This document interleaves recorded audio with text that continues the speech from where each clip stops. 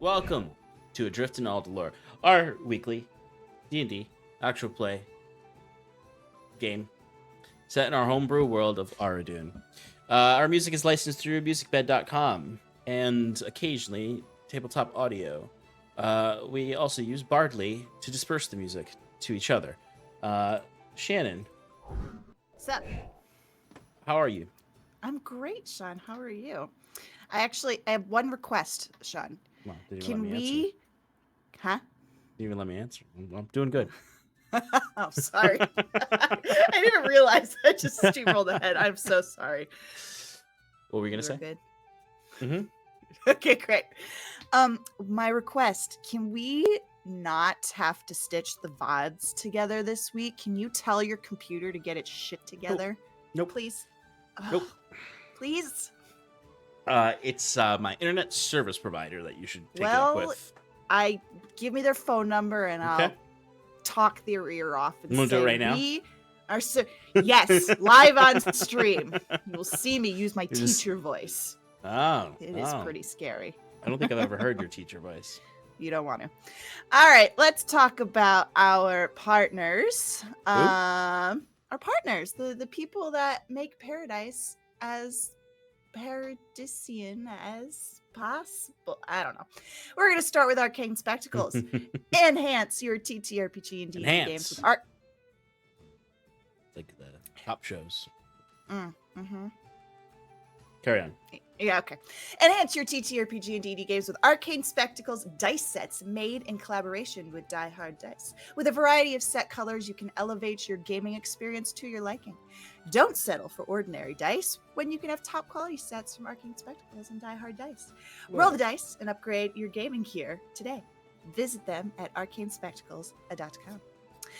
Next, we have Underground Oracle Publishing. They are a best-selling Emmy-nominated TTRPG publisher, building new and exciting settings for the cipher system of every genre you can imagine. Each setting includes everything that you need to explore its unique world, including lore, species, descriptors, foci, creatures, ciphers, artifacts, and all of the rules that you need to play. For as little as $3, you can join their Patreon and help shape each of the worlds that they create. You'd think I'd have all this memorized by now, but I don't. What's because you have rotations? Not for this one. Oh, that's true. You're right. Yeah. Eddie Yorke.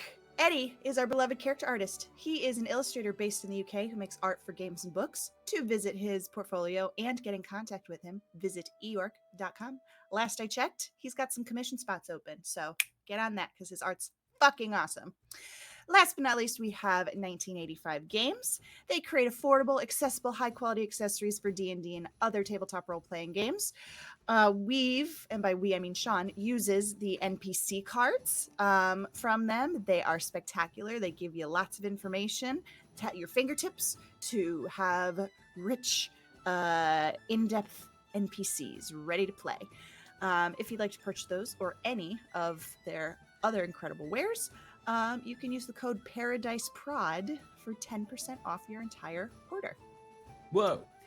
Yeah, right? It's amazing.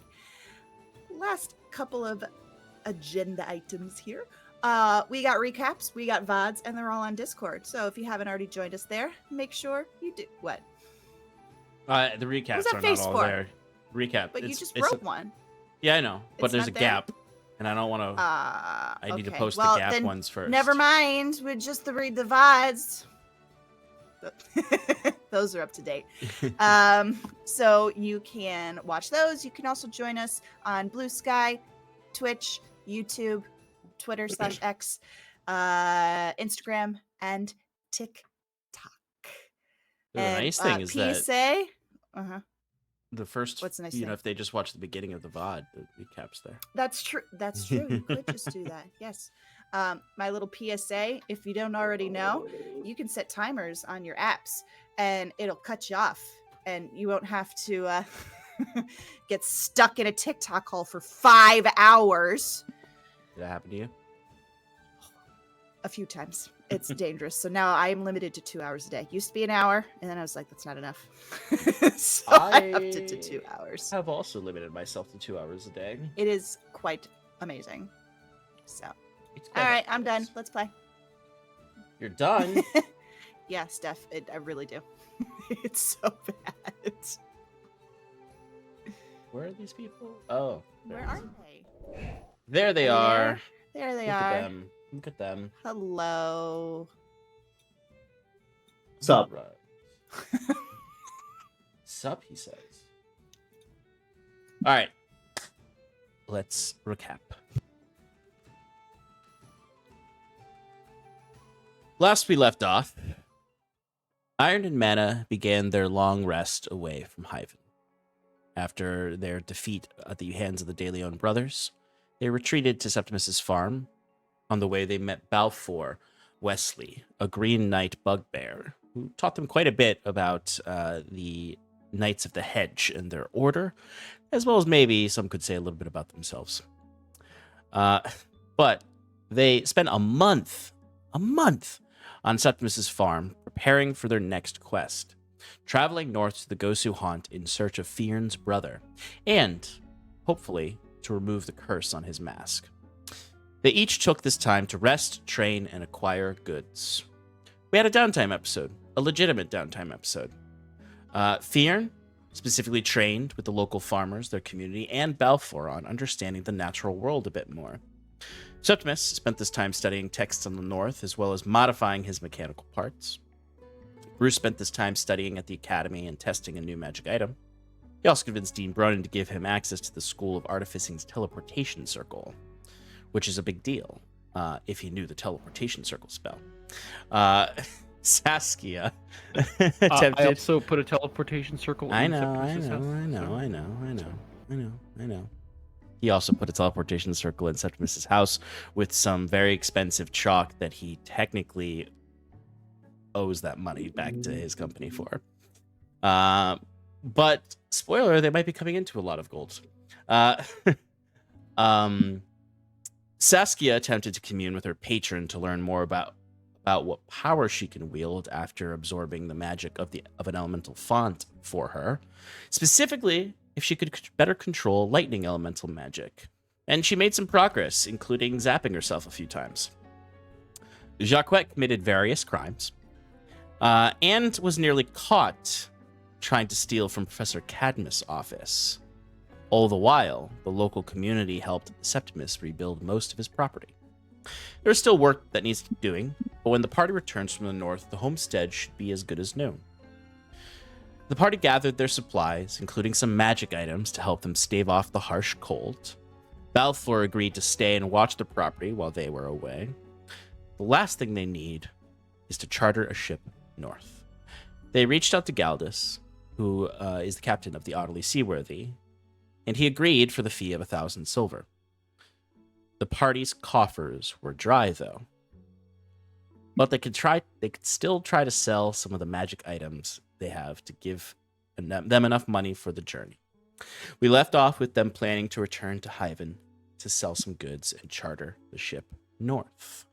It is now officially the third day of Decim, the Raven Shadow, on a Marisnir. So, last we left off was us having a bit of a conversation about how much this magic item is worth. And what did you decide, John? I have a decision, yes, but you need to find yourselves a But seller. wait, what is the magic item? The ring. No, I know that was sorry. That was for the audience. The audience. I Ring know of shooting stars. the A very rare item. ring of shooting stars. The ring of Shooting star ring. It's a Star War. No. Anyway, you need to procure yourself a seller. Which you are obviously going to need to go back to Hyven to do. Because unless you can find a farmer who's like, I've been meaning to purchase a ring of shooting stars. But before, it's the last, you finished up the last week of your rest. Is there anything you'd like to do specifically before heading back to Hyven, or is there any planning you would like to do for going back to Hyven? Let's say it's the beginning of the day on this third day of Decim. You've just finished your conversation about how to get the money. Jacquette suggested you sell the Ring of Shooting Stars. What would you like to do now? By the way, we also have that arcane focus that we got that we all forgot about. Who wants it? Right, Septimus, you're not holding too much. You want it? Sure. I mean, absolutely. John, what does it look like? I did describe it. You but remind the audience. So it is a necklace. It's an amulet. And the charm on it does have like a lightning motif to it. Oddly enough, you'd probably surmise that this is a amulet to the storm god. Yeah, okay, then that's the reason I didn't take it to begin with. So yeah, no, I will not be taking that.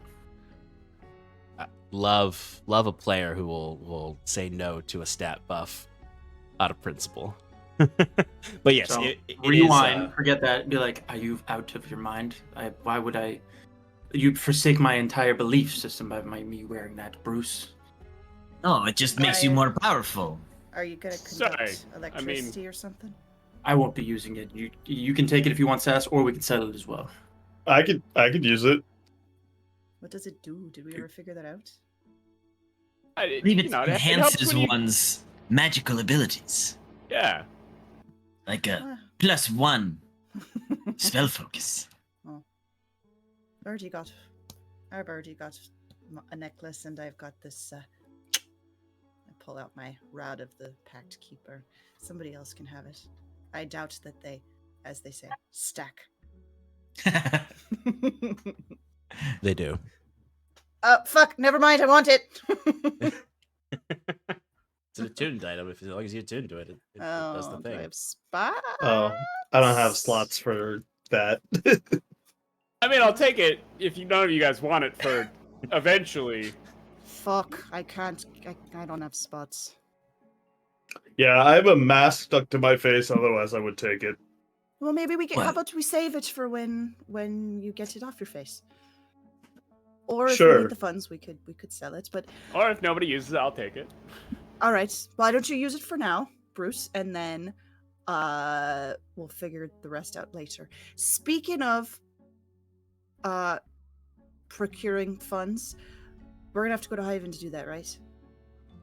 Probably. Yes, And that's where our ship is gonna be, yes? correct.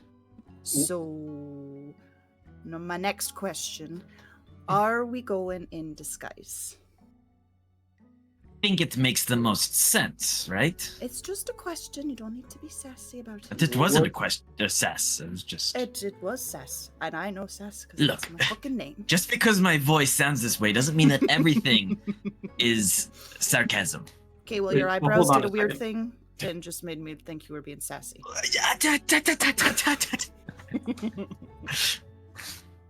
When did the captain say that he would be departing? Or when does he expect to be leaving port? In the Maybe next- said a week? He said the next few days. He said Did you that say he'd what be time of arriving day? in Hyven in the next few days. Mhm. So if we leave now, we might be there at the same time. Right, but my thinking is for those pointing to himself and Sal, like, who are not as good disguising each other. Perhaps we stop at Fairhold first, where some of us that are more inclined to be a little sneakier go in to sell the item and prepare our arrival, and we ask the captain if we could depart at night, and that's when the rest of us will come into town. That way we're a little less conspicuous. It's a solid plan. See, this is why you're the strategist of the group, Septimus. You got a good mind. I'll stay back as well. Yeah, me too. Looks like it's you and me, friend. Giving Jacquette a nice slap on the back. Just leave the talking to me, please. Oh, sure. I'm just excited that we get. And maybe it's just us. We Not get to Granny go, too. Brine for the No, disguise. No, I was thinking something different. I don't know what's Okay. it, but I was thinking something. What's but hold on. What the fuck is wrong with Granny Brine? She's a bit annoying. How dare you? I wasn't even gonna say that. I would just say that a character such as she showing up to sell a magic item, it doesn't quite make sense, if you know what I mean. It's suspicious. That's sure. That's fair. Yes, but Granny Brine deserves your fucking respect. Ah, She's Granny just Brine's not a you. real person. She's you. she's real to me. And here, Septimus. And she's a senile old woman. So are you. As an aside, Jacquet says to Bruce, like, do you think Saskia is suffering from multiple personality disorder? I've read a book on it once. It's high likelihood. I don't know. I would consult an expert, though. I'm not. Sass, you hear a low laugh in the back of your head as your patron is amused by all of this. Oh man. She is indeed laughing at you.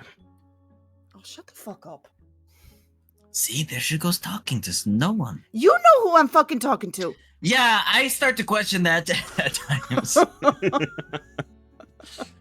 We've never seen her patron. Well, if any He of you has the would like to magic to come, prove it. if any of you would like to come swimming with me sometime, maybe I can introduce you. I imagine everyone just like kind of makes that awkward, like looks away, like, oh no, Yeah. sorry, I'm busy. Yeah. All right. So when Yeah, maybe sometime. when shall we leave? I guess we can make out tomorrow morning. We say it's gonna be a few days. It takes us 2 days to get it. I'm sure by the time he gets to port, he's gonna need to restock supplies. So even if he gets to port 2 days from now, which is usually our trip, he's gonna need a full day to prepare for the next voyage, at least. So we're not in any rush immediately. Sounds good.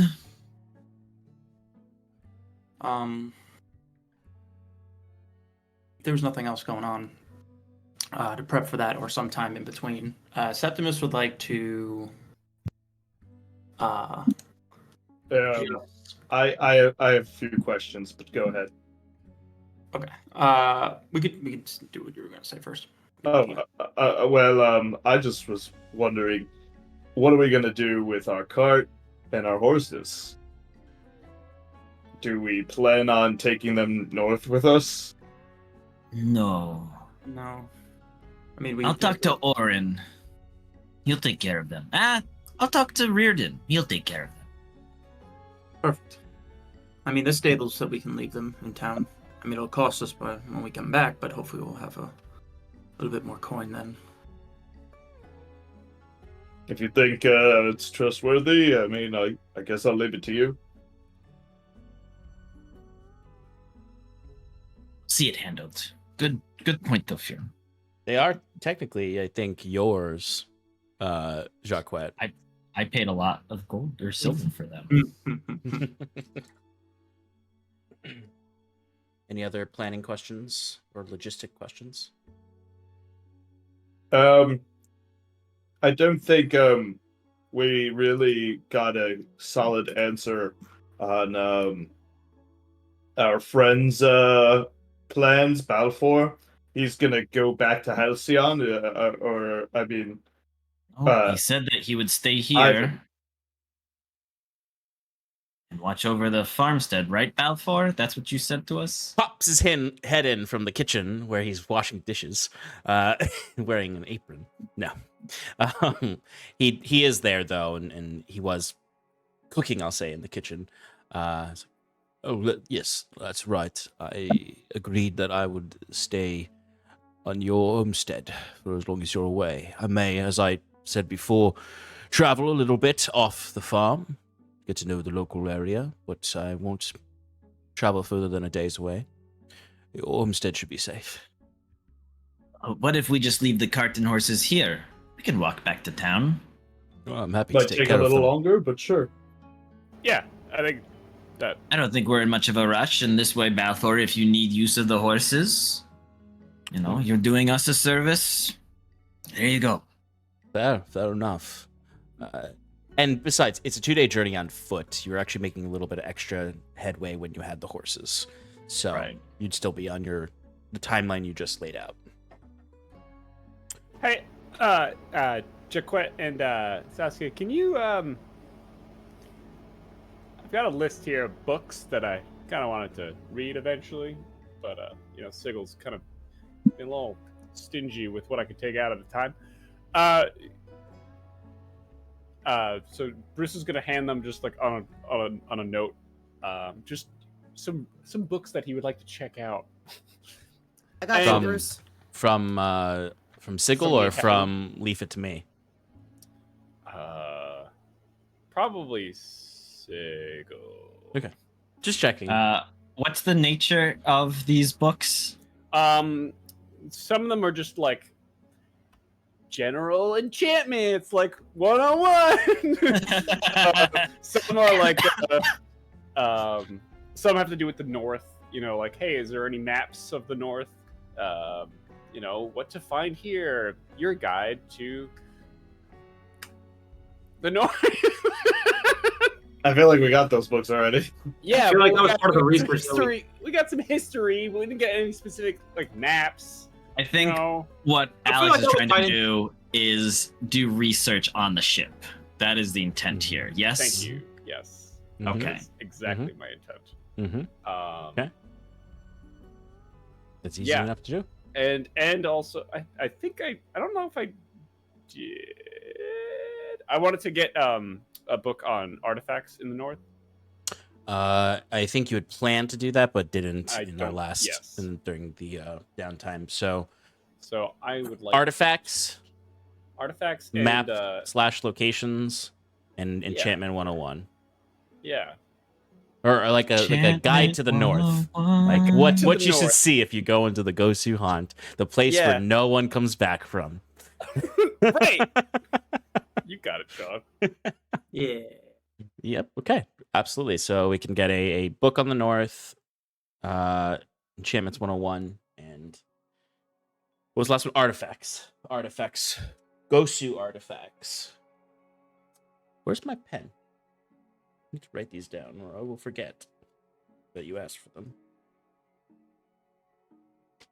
Sorry, Actually- I'm writing down itinerary. Are you three staying in Fairhold until we tell you it's safe, or are you just coming and staying on the outskirts of Hyven and then you come in? I was thinking staying in Fairhold. I just want to make sure I got my notes right. It seems that, if we're going to be split in this fashion, it might be safer to have more people taking, or less people taking risks. But it might be smart to have somebody who can communicate back to the others if needed. Bruce, it might be smart. I mean, maybe you could schedule a time with them if you don't want to go to talk things over. But, just in case anything goes wrong, do you think I should go with them? Maybe wait outside of Hyven?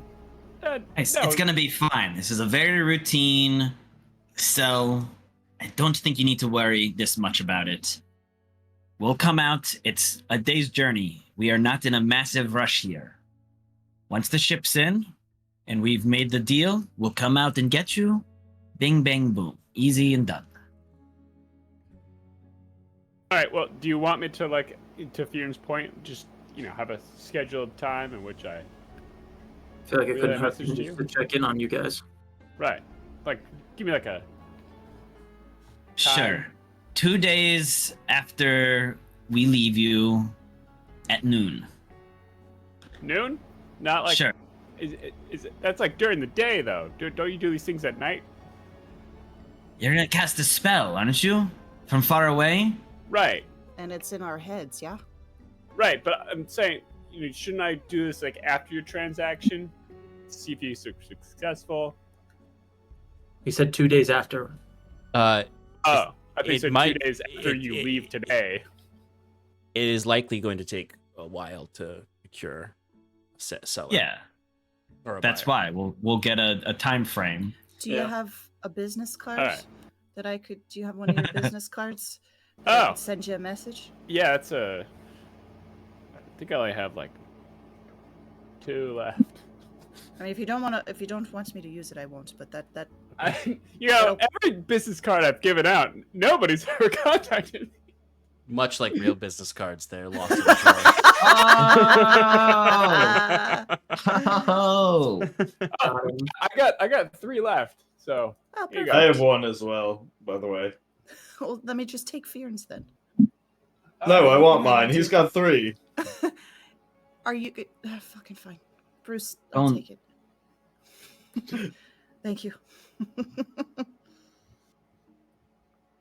Alrighty. Wait, I want one more book. Oh Actually. my! I had a crescent heart.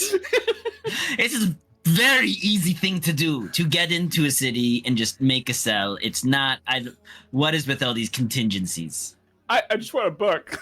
Yeah, he's asking not for another questioning book. Yeah. So needy. Maybe scope out the docks, you never know. There might be people looking for us there. There's people looking for us everywhere. I'm sure. Fear. I don't know if you want to be looking for the people looking for you. I mean, we gotta go to the docks Jaquan eventually knows anyway. best about hiding. I don't know if we What's should your- be giving him advice. What's your book, Bruce? It's Timothy's teleportation. Timothy's teleportation. Yeah, that's what it's called. You know, I think I've heard of that. It's Yeah, one of my children's book? professors Who's the gave it to author? me. It's Very Timothy, dry, very yeah. boring. Timothy. Timothy. Charlemagne. Yeah. Timothy Chalamet. Hey. Timothy Chalamet. All right. He's actually notorious for being a very good actor. Anyway. Any other books? No, that's good. Bruce? Is that also, are we also asking for that from Sigil, or is that at the bookstore? Also, you might need to use some of the gold and the silver that you get from the cell. Yeah, no shit, the- Yes, you Sherlock. will. Because these are 4 topics you want to research. Yeah. What's that? 200 silver. It's That'll run us. Yes. Yeah. Put it on my. Put it on my tab. Alrighty. Do we even have any silver left, Bruce? No, I have 12 copper. That's right. Bruce's 12 copper. How much money does everyone have, actually? Let's do a quick 0. quick audit. We got. Oh, you're actually in debt. You have less than 0. Oh, that's right. That's right. I have 215 silver pieces in debt to Yeah, Fear. and you've got more interest if you don't keep waking up early. Oh fuck! I forgot about Yeah, that. exactly. Oh yeah, that's right. You're gonna be Yeah. gone for 2 weeks. You're gonna get accrue interest. I'm You not. can't. Yeah, you are. You can't train with me if you're in Ivan. Oh shit, Fear, that's not fair. Everyone knows you never borrow from Fear, and he's a predatory lender. That's what if I? You should know better about sharks. Loan sharks. Thanks. Could you make an exception this one time, Finn? Pentagram. Yeah. This is something for the group. Well, I'll make I an give you my exception, but Please, pretty please. but- Alice. at the end of the 2 weeks, you have to show me that you've improved in your. You have to train without me, and I'm going to test you at the end of the 2 weeks. And if you don't make the cut, well, when we reunite, whenever that may be. Mm. I want I to see some new promise. PVs. Is all I'm saying. You have my word, Fearn. I whisper That to was Jacques. much. Whisper to Jacques. I'm not doing fuck all. We'll see. He gives you a little fist bump. My girl. Alrighty. So, you can. Well, you're going on foot. You don't need to get the horses ready. It's So, true. when do you want to leave? Right away? I think we said the next morning. Oh, the next morning. Okay. No, we'll chill. Yeah. All right. Because One I would like last to do stand of something. fun. Oh, that's right. before Yes. We leave. Before we got into that Um, tangent about books and whatever. I don't know Timothy Chalamet. how this would Mage. work exactly. Or Sorry, what if, Timothy what you Chalamet. wanted to do. Now has to be a real NPC.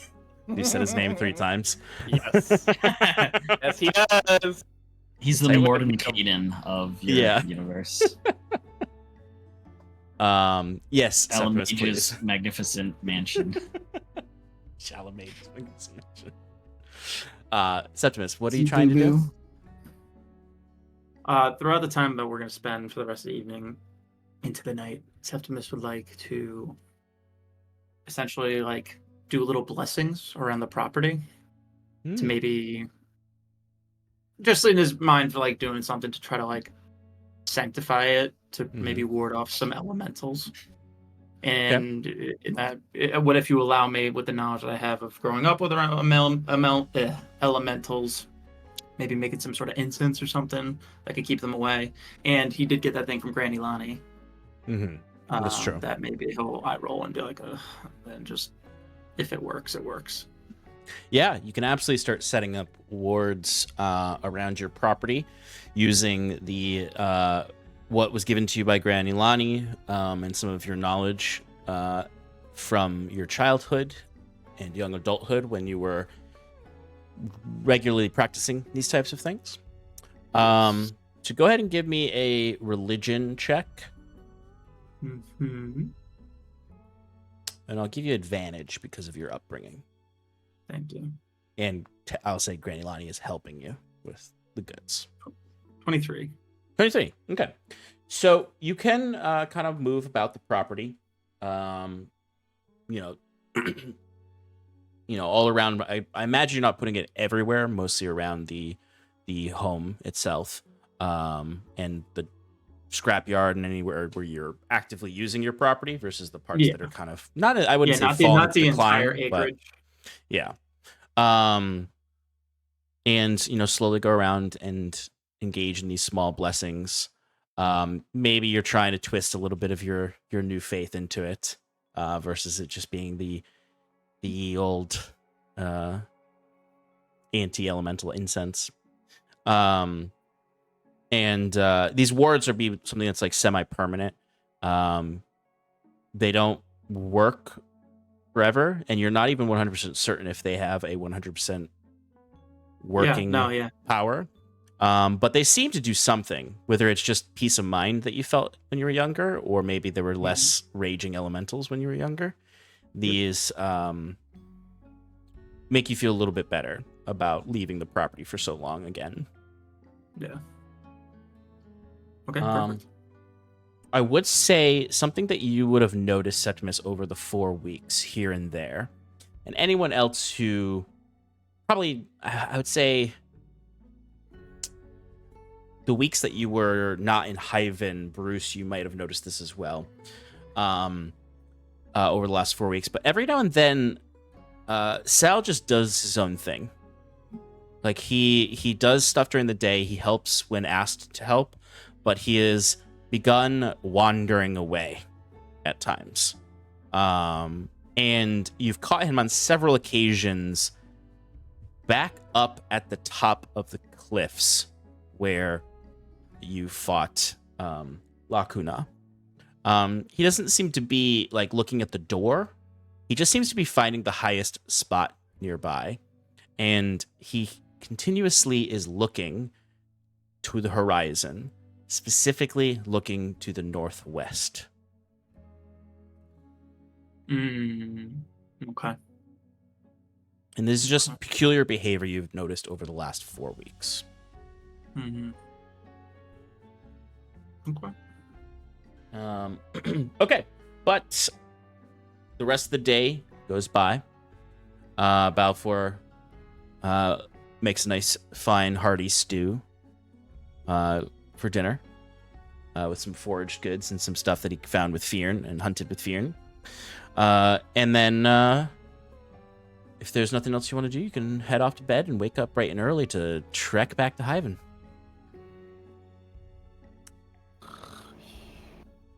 Something else I want to do.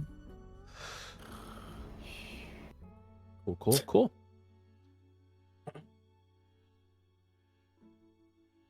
I'm thinking, Sean. Yeah.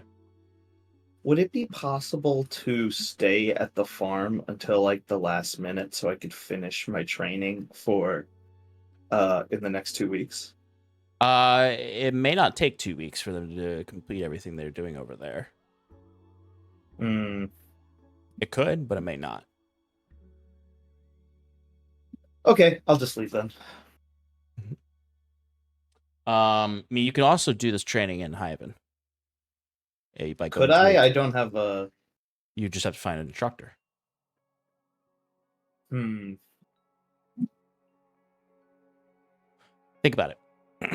Yeah, I will. Alrighty. You all wake up bright and early. If you didn't wake up bright and early, then the early risers will wake you up, I'm sure. Come on. Time to get moving. By early risers, I Aye, mean Captain. Septimus and Fearn. Well, I mean Saskia too, because she hasn't left yet. That's true. I'm grumbling though the whole time. You get used to it if you keep doing it. Oh, shut up.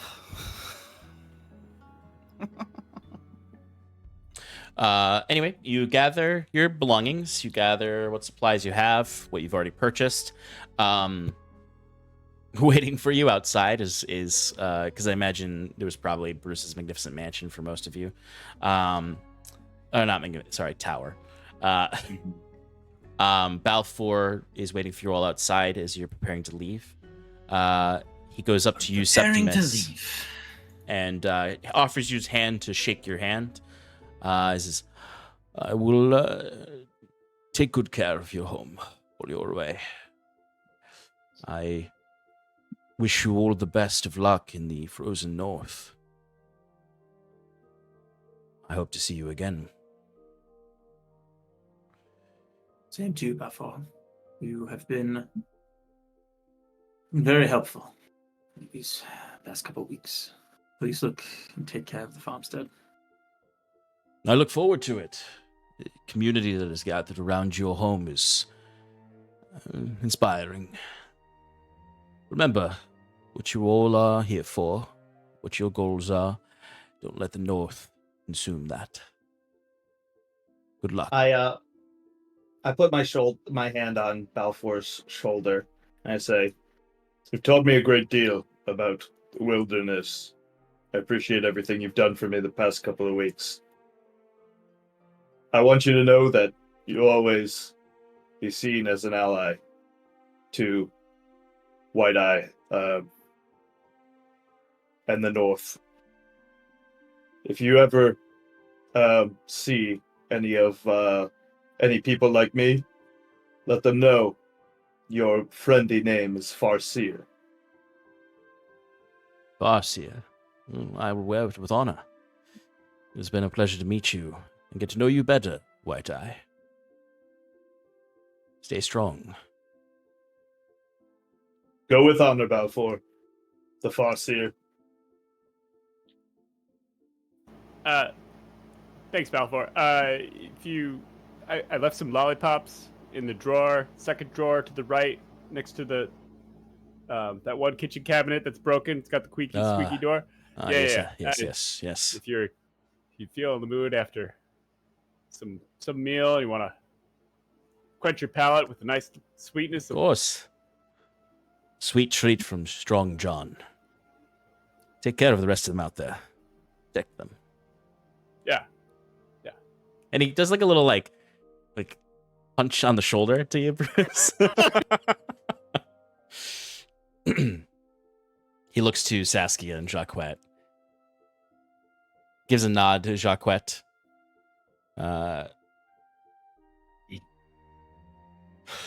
While you're up there, try not to run too far away from your problems. And you, Saskia, be careful with all that power you're looking for.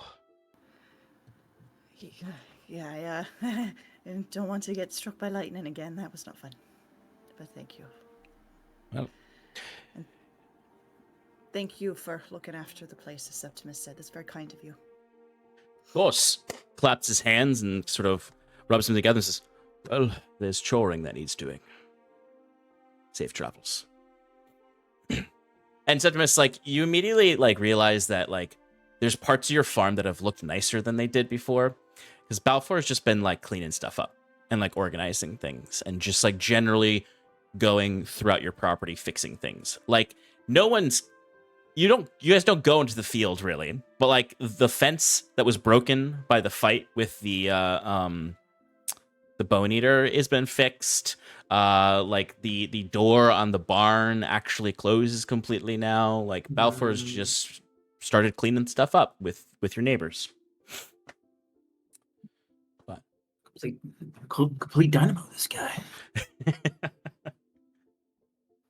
But you begin the walk back to Hyven. For some of you, this might be excruciating. Looking at you, Jacquette. Wait, why did we leave the horses and carriage behind? Whose stupid idea was that? Yours. That was partially. No, it couldn't have Yeah. been. No. Sure was. Because No. despite what everyone thinks, Jacquette, you do have a little bit of good in your heart.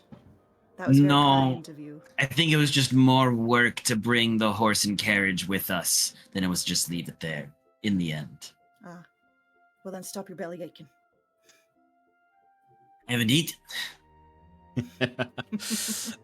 Yeah, Jacquette, I imagine, becomes more and more insufferable every few minutes of this journey as he starts to form a blister on his foot. Can't But read and walk. What is this? So pedestrian. I'm gonna pull up real quick. This is not a particularly dangerous path, but anyone doing any kind of watch or anything like that? No. Yes. Go ahead and give me a perception check for the first day, if anyone is doing I'll be so. passively doing it, Sean. No, I'll keep an eye out. We are possibly wanted. If I have proficiency, can I have Oh. advantage? No. Okay. Oh, both of you. Yeah, Let's see. it's a beautiful day. My passive is higher than both of those rolls. Shush. Ooh. Passive perception, Sass. What is your passive? 15. 15. Oh, that's pretty good actually. It's no 31. It's no 16 like Jacquette has, but I was even going to say, I genuinely do not think Jacquette is paying attention. no. What were your rolls? 11. 4. It's you know what you notice? It's fucking cold. It's incredibly cold out. So maybe it's hard to really be looking around. It is a particularly cold day. You know, the Edja is known for not having particularly harsh winters compared to other parts of the island, like the Midlands or obviously the frozen north. But it is a particularly cold day, well below freezing.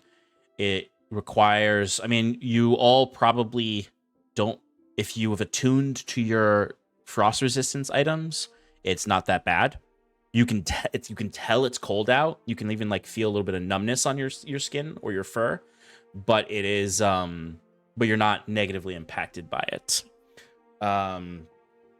There does seem to be some elemental activity that Sass you would notice with your passive perception, and anyone else with a 14 or higher passive perception. That is in the sky. There seems to be these in the sky.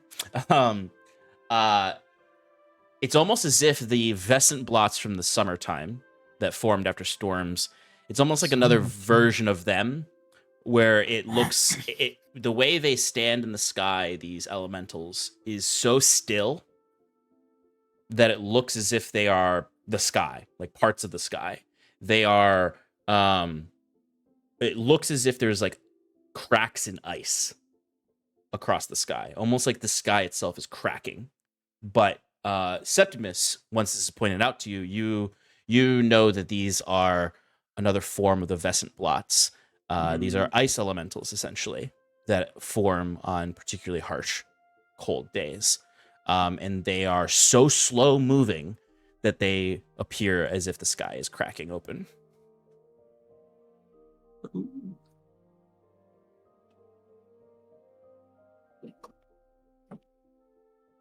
It's kind of Alright. pretty.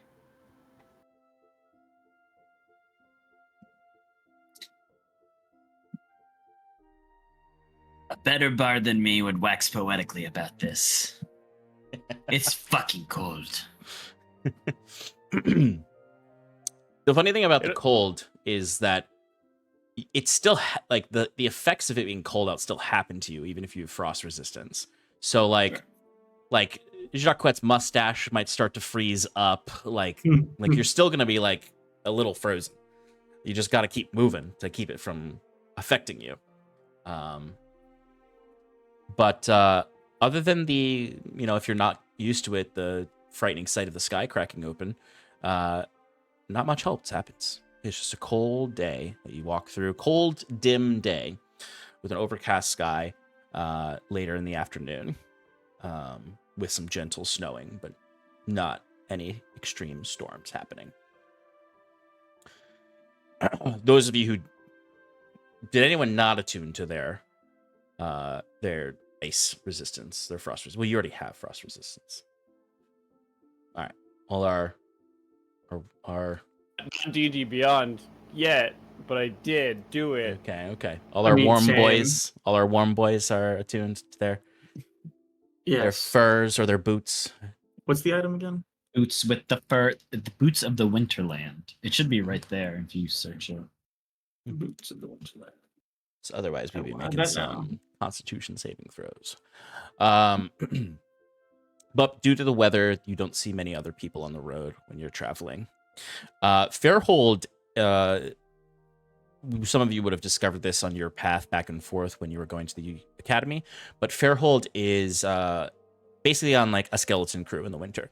There's no reason to have much marketing going on there. There's not... Farms are all holed up for the winter, so it's really just the bare minimum there. So it's still established as a traveler's post, so people can still stay there for the night. But there's no like entertainment and very minimal food to purchase there. For anything more formal, you have to go into Hyven. But they have set up tents there that are available that are a little bit sturdier and retains more of the warmth, so folks don't have to sleep outside. So for those of you who don't have a tent, which is everyone except Jacquette and actually fucking tower. Jacquette's tent stays in the back of the carriage because it's more weight than he can carry. It's a big one. Now that I have a bunch of stuff, no. Oh, sorry. I'm just saying as a point of order. Mm-hmm. Yeah. But you got yourself a magic tower. That's temperature tower. regulated. Are we all fit in the tower or no? I think so. We made it so we can. Yes. Okay. Yeah, I mean, it's still a small tower. It's still the dimensions of the huge. spell. So you are like One stacked on, day. not stacked on top of each other, but like you're still sleeping in like sleeping bags on the ground. No, I put beds in there. And the first floor has got beds, and the second floor's got a bathroom. It's just like bunk beds, Mm-hmm. all right. Full tight. It's a 2-story tower. Each level is 10 feet tall and has an area of 100 square feet. Like that's not huge, but it's that's not still enough shy to away from. comfortably fit 5 individuals. Yeah. Mm-hmm. This is not a what do you call it? The dome one, where you're all in a very tiny space. Ilyvanya's safety dome. Yeah. This is a livable 2-story apartment, basically, in New York City. For $3,000. Yeah. Anyway, you get to Fairhold. Who's staying here while the others go in? Sal, Septimus, Bruce. I suppose Fionn probably decided that he wants to go to the academy. Okay. And finish up his research so he's ready for, the new adventures. So he's gonna go with the other two. But he's gonna leave. Besides what Septimus researched? Wait, what? Yeah, I already used his. I need a trainer, Alex. I can't just it's not just books, it's training, not research. It's different. He's talking about his proficiency in nature that he wants. Got it. Thank you for the clarification. Yeah, that requires more than just books. All right. Well, if you're coming into the city with us, you need a disguise because the whole fucking point of this is to not be seen. And I'm not going to argue with you about whether or not you should go in. If you want to fucking go in, fine. But you're doing it under Jacquet's auspices. I don't think that's the right word, but it sounds fancy. And Jacquet will spend the evening making a disguise from his disguise kit for Fionn. That leaves him... Actually, what he's going to... I imagine Fionn took off all of his armor and is putting it in a big satchel that he carries on his back, just so he's a little less noticeable. And he has his furs on that he uses most of the time. But buddy, you got a full set of plate armor that does not just rest in a backpack neatly. That's hanging off of your back. I mean, I could just put it in my bag. It's true. It's just gonna be here with me. Can I take your bag with me? No. What do you need your armor for? You should not be getting any fights, Fionn. So you'd have to be like, hold on, I gotta put my armor on. It's gonna take me 10 minutes, Yes. however long it takes to don plate armor. All right, fine. I'll leave it here with you guys. I put it in my bag of water. No, you leave it out. You're not allowed to put it inside of the bag holding because then I'll never get it back. My bag of water. It's become 500 pounds of water in one bag. It's true. Remember when you guys wanted to flood an entire house with it?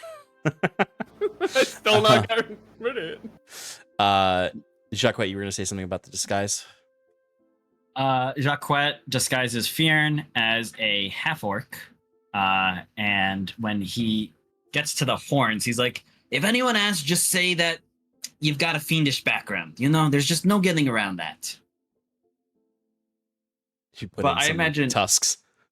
Yeah, so Jacquet has some prosthetic tusks that he can give Fionn. He gives him some nice skin paint to get him a nice green. He also puts some hair on him. He has a wig that he gives him. It's a very tasteful cornrows. No afro. Afro could cover the horns.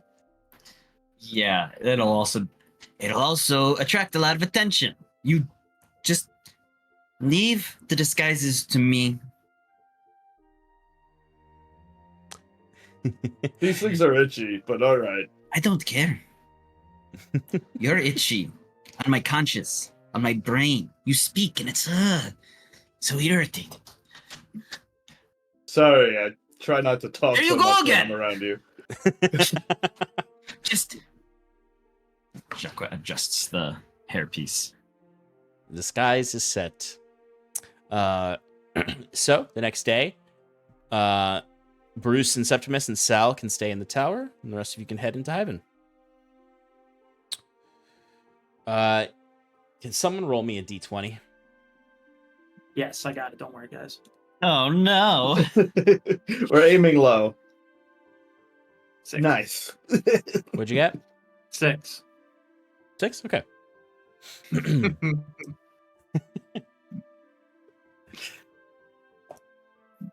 It's gonna be 6 days for them to get to town. Yeah, somehow they get stuck on the day I journey. meant back. the Oh, the ship. Yeah. Okay, so you are just about to enter the city. Jacquet, are you gonna use a disguise or disguise self? He is going to do both. Okay. So the whole idea is that he's got like this heavy traveler's cloak that obscures his face. And then when he needs to, he can cast Disguise Self when he's like directly talking to someone, but otherwise it's more he just keeps to the shadows. I like it. I will be casting Disguise Self on myself. And what you see is not Granny Brine, but you see, and with Disguise Self, you can shrink a foot, right? I think it's a foot, yeah. It's a foot, yeah. All right, so Saskia shrinks a foot. Her ears get a little bit longer. Her hair shrinks, and it's like this bluish gray pixie cut. And she's turned into a little sea elf, and she is just wearing like standard like working on the dock clothes, just trying to blend in and not be conspicuous, and eyes both look typical. Her glowing eye is not there, and then I just hold out my arms. How's that? I want to just make a point of clarification because I don't know if I'm misremembering this. Are sea elves fairly unique in the Aldhalor Islands? They are not. They are unique to Shallow's Gaunt. They most live in Shallow's Gaunt. But they are unique in the sense they don't usually like come to places like Hyven. They usually stay in Shallow's Gaunt in their own areas.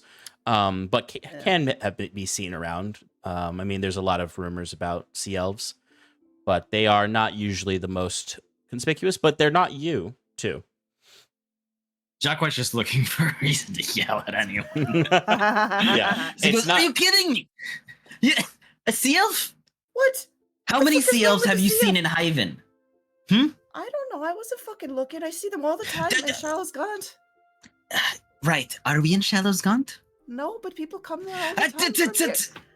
You are fucking insufferable. Do you? When was the last time you ate, Jacques? Because you need a this fucking morning. snack.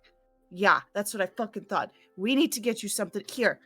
No, it's not that. Yes, no. It's gonna help. Things go so much smoother. Do you want me to change it? I'll fucking change it. No, it's fine. Be your fancy little sea elf.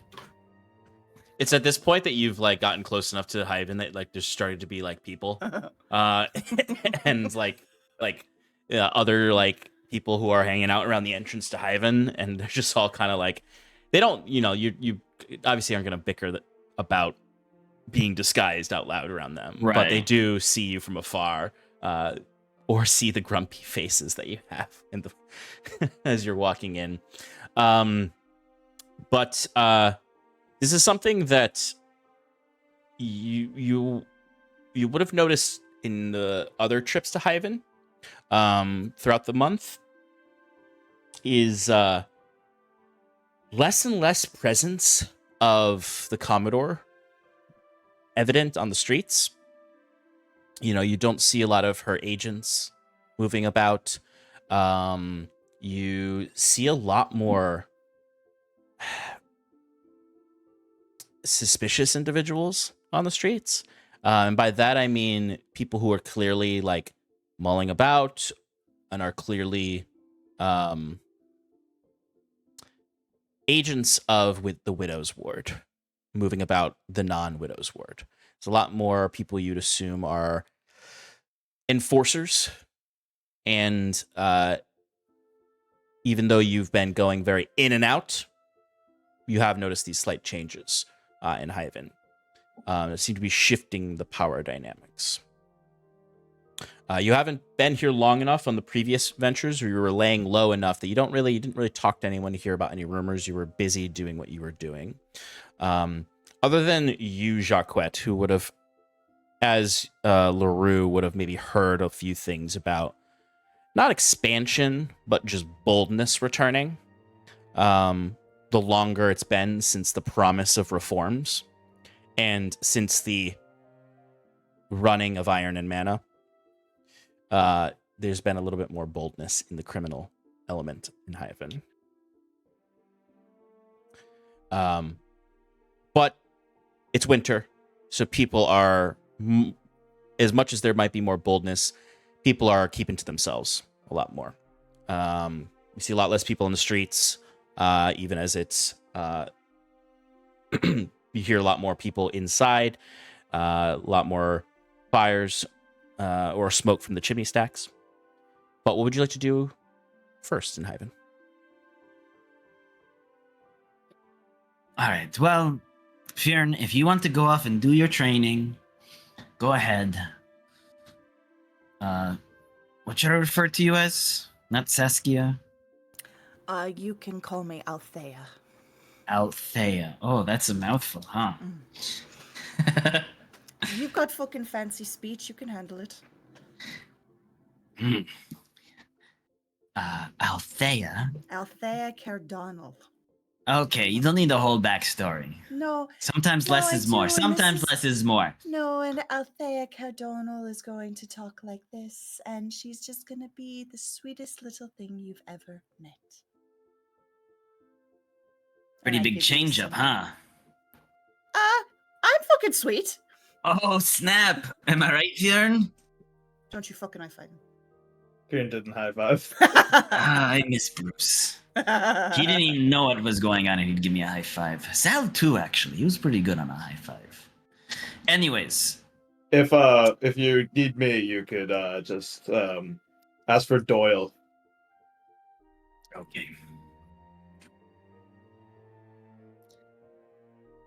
And then Jacquet kind of like brings himself up, and you see he casts his little disguised self as his feline face changes to that of a Gwenvalerian elf as he goes. And I guess if you... That's way better than what you gave me. What the hell? Right, well, I can actually cast magic on myself. With Oh, you, you're it's actually handsome now too.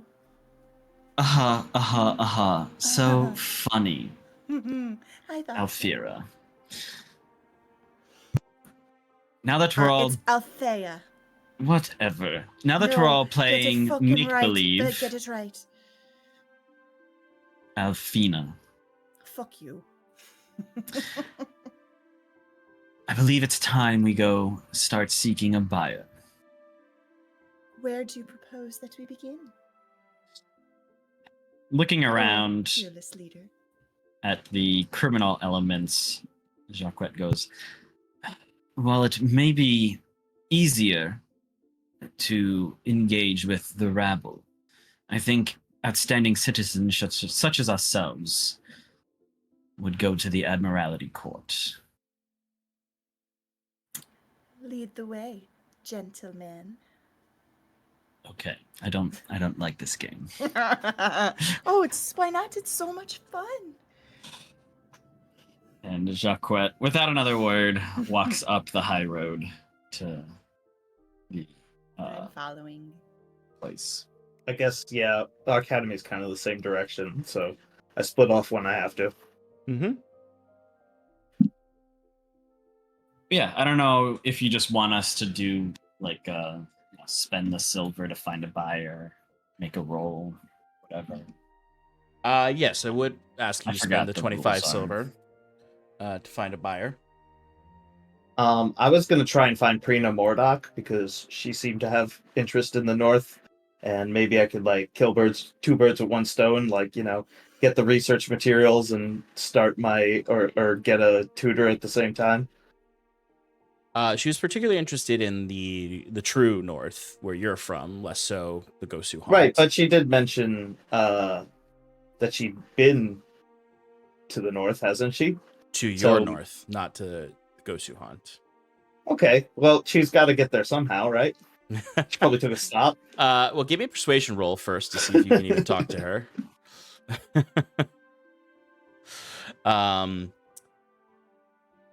Can I use my storm thing to get advantage? No. It only lasts for 1 minute? No. I would like Jacquet, if you would just give me a normal D20 roll, no modifier. Nat 20. Nat 20. Nice. Okay. Fearon, what was your persuasion roll? I rolled perception at first, and then I realized the mistake I did and got a 6 in the persuasion roll. Okay, they refer you to someone else at the university Okay. because she is not available to do private sessions. Okay. But they do offer you the ability to do some training with someone for the standard price that I gave you last time. The doubled price, right? The double price, yeah, because you're in the latter half of it, and it's a skill as opposed to a language or tool. That's 50 silver a week, just so you know. Mm-hmm. So you have it's going to take a week for you to find a buyer. I imagine you visit some of the shops in the Admiralty Court to ask about people who might be interested in this purchase. You even ask around the university. Maybe you put the word out there. Maybe even Sigil can help you look for someone. And eventually, towards the end of the week, you are given word to meet with an individual at the Royal Goat, which is a tavern in the Admiralty Court. Oh, Jacquet knows the Royal Goat well. Wait, is this the one I played at? Yes, Jacquet played a gig there. Yeah. Where you are to meet with Litholdus Wheatflow, who is a halfling who is interested in magical items. You say Litholus Wheatthrow? Wheatflow. Litholdus. Litholdus. Wheatflow. Spell it right. Let's fold this wheat throw. Yes. Better than. Anyway. Oh, what was it? Damn it. I know what it is now, so I'm not saying it. Mr. Steal Your Girl. Damn it. I'll get there. Oops. That is. Uh-oh. Sorry, I'm just looking up something real quick.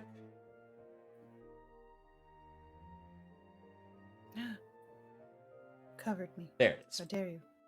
Sorry, I was looking for I'm totally the description of the Royal Goat. Or the info on the Royal Goat. but royally. Bah. Bah. Yep, that's exactly it. It is entirely stabbed by goatmen who don't speak any language. They speak this? like goats. Diablo? Yeah. No, but it's a 2-story tall tavern. It's actually a pretty, you remember Jacquet, it's a pretty charming place. It's got real pastoral vibes. It's got sort of clay shingled rooftop, stone walls.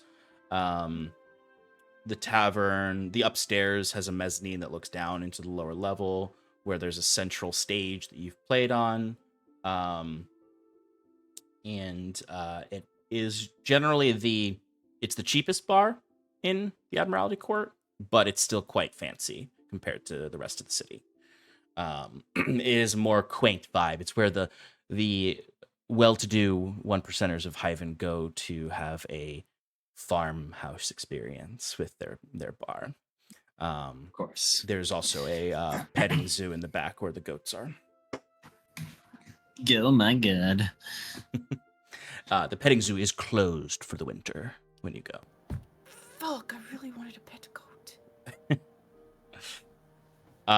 The bartender is a elvish man who looks not of Gwenvaleri descent, but of Aldhalorian descent. He has this sort of pinkish hued skin with these eyes that are black sclera like an Elysian, and this very, very white, long braided hair. Jacques, you've seen an elf like this before in Stony Heath. These are essentially the Kirinorian elves. They are the elves who are descended from the elvish species that lived in the Kirinor region. Home campaign folks would know them as Kirin elves. But he's very good looking, very chiseled jaw, very strapping, as he is carrying a baby goat right now around the bar, checking in with different patrons. Is that what makes him attractive as well? It's mainly the baby goats. Okay. You take the goat away, and suddenly he's hideous. The goat effect. Yeah. Oh, look at the baby goat. You know him as his name is Raph Jacques. You know him as he booked you for your performances here. But he's not here to see. You're here to see Letholdus, our little halfling man. He is. You see him in the corner. You know to meet him in the corner table. He is completely balded, very smooth, completely hairless head, very big brown eyes. His skin is sort of like golden from the sun a little bit.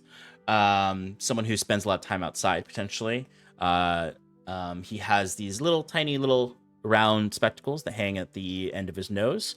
And you can see there are various stages of tan lines where the glasses have slipped down, up and off, and various shades to his to that part of his face. He's actually fairly tall for a halfling, at 5 feet tall, and rather lithe. You'd almost mistake him just for a very short human man. But he has the large pointed ears of a halfling, and the notorious large feet of a halfling. But he's rather lithe for a halfling.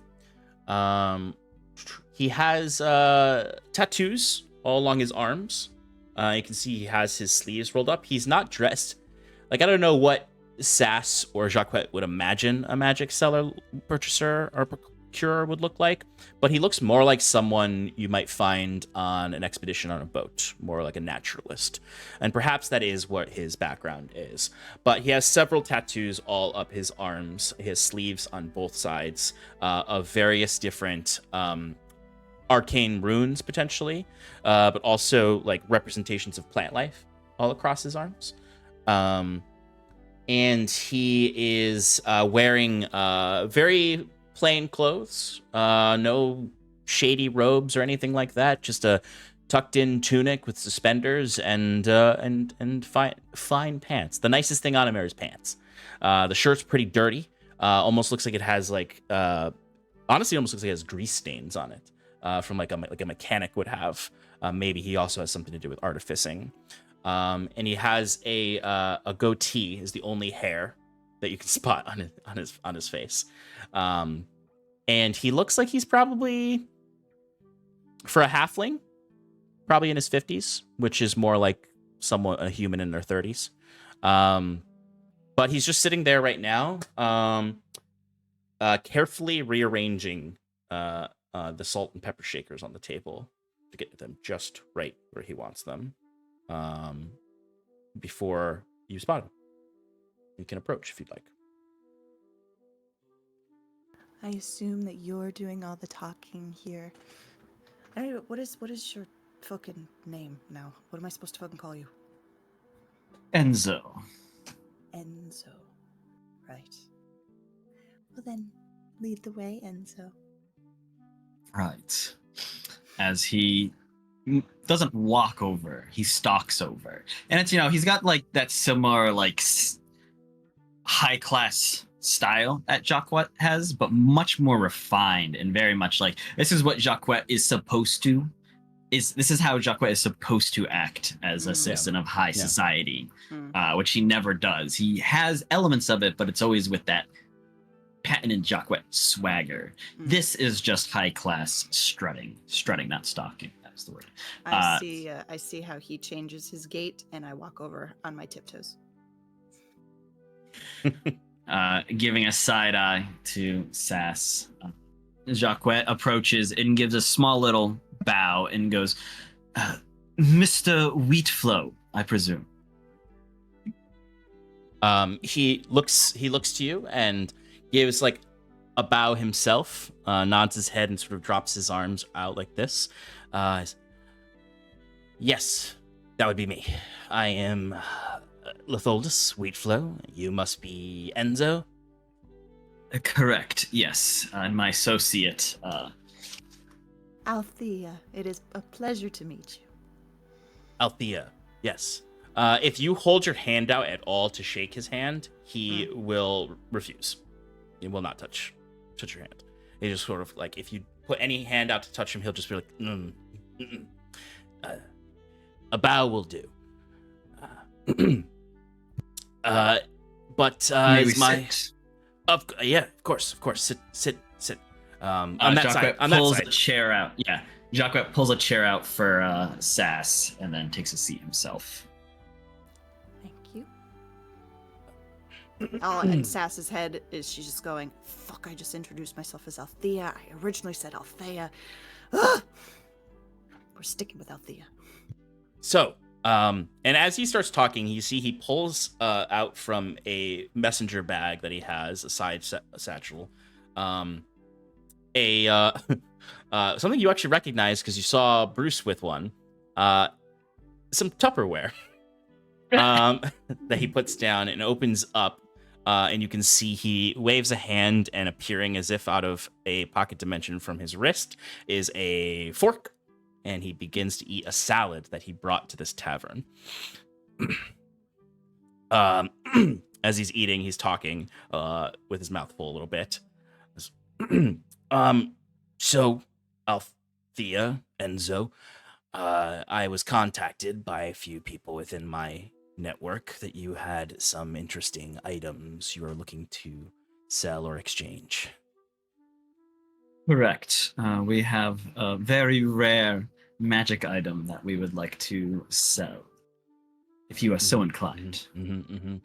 Yeah, every magic item I've ever seen is very rare, according to those who meet with me. Of course, I'd be interested in seeing it. Do you know the nature of it? Do you have paperwork for it? Is it something that was acquired legally? We do not have paperwork, though I assure you its acquirement was very legal. It just didn't have paperwork in the place that we acquired it from. Oh, was it acquired in a situation of adventuring? Very much so. Okay, so dubious and uncertain origins. It's okay. I've dealt with that before. I can draft up paperwork for it myself. I am certified. Do you have it with you at this time? Of course. I wouldn't be asking for this meeting without having the goods. And he reaches into a pocket and pulls out. And I imagine Jacquet went out of his way. I have it. I have it. Oh. I imagine Jacquet asked for it because he went out and got a nice ring box for it to add to the presentation and cleaned it up a little bit, made sure that any blood that, from an Ardunai that was on it has been cleaned up. Oh, yes. Basically, the spell, what's that spell that I have? Distort value. Yeah, distort value, but actually just cleaning it. Like real life distorting value, except it's actually just exactly. Demonstrating value. Right, there you go. So I imagine he got like a purple ring case that inside has like nice starry night velvet to really add to the airs of the Ring of Shooting Stars. You see Saskia or Althea look at it and go, And so he takes it out and then he's gonna crack it open to show. Okay, and I'll say that's part of the 25 silver you spent to arrange this. One thing I'll say is, though, it's like almost in a blink of an eye, like when Jacquet goes to get this, that you look up and he has finished the salad incredibly fast. And already the fork disappears into his little wrist dimension as he's closing up his Tupperware, shoving it back in, and dabbing a napkin on his face that also vanishes into his other wrist. It says, all right. Oh. Well, I understand that I'm dealing with someone who has some standards here. I used to deal with Renard Touchard back in Gwenville when I romped about in there, if you're familiar. Let's find out. Oh. Renard Touchard. Well, in my line of work, that name means something. Though I've heard he's out of the business these days. He is, which is why I've come to the Aldhalor Islands. Change of pace, some new faces. See if I can't establish myself here. Oh, well, it is a bold new market for magically acquired goods and enchanted items. It can be dangerous, I will say. I try to stay clear of the danger, deal with professionals such as yourself, Enzo. But do you mind? As he gestures towards it. Of course. And he puts it on the table and slides it across. He holds his hands up, and from his wrist dimensions, gloves appear on his hands. All right. You never be too careful, Enzo. I suggest getting a pair of these yourself. As he brings it over. Those magically enchanted. Yes. As Accurate. he is looking at the ring, I'm gonna knock one of the salt and pepper shakers out of line.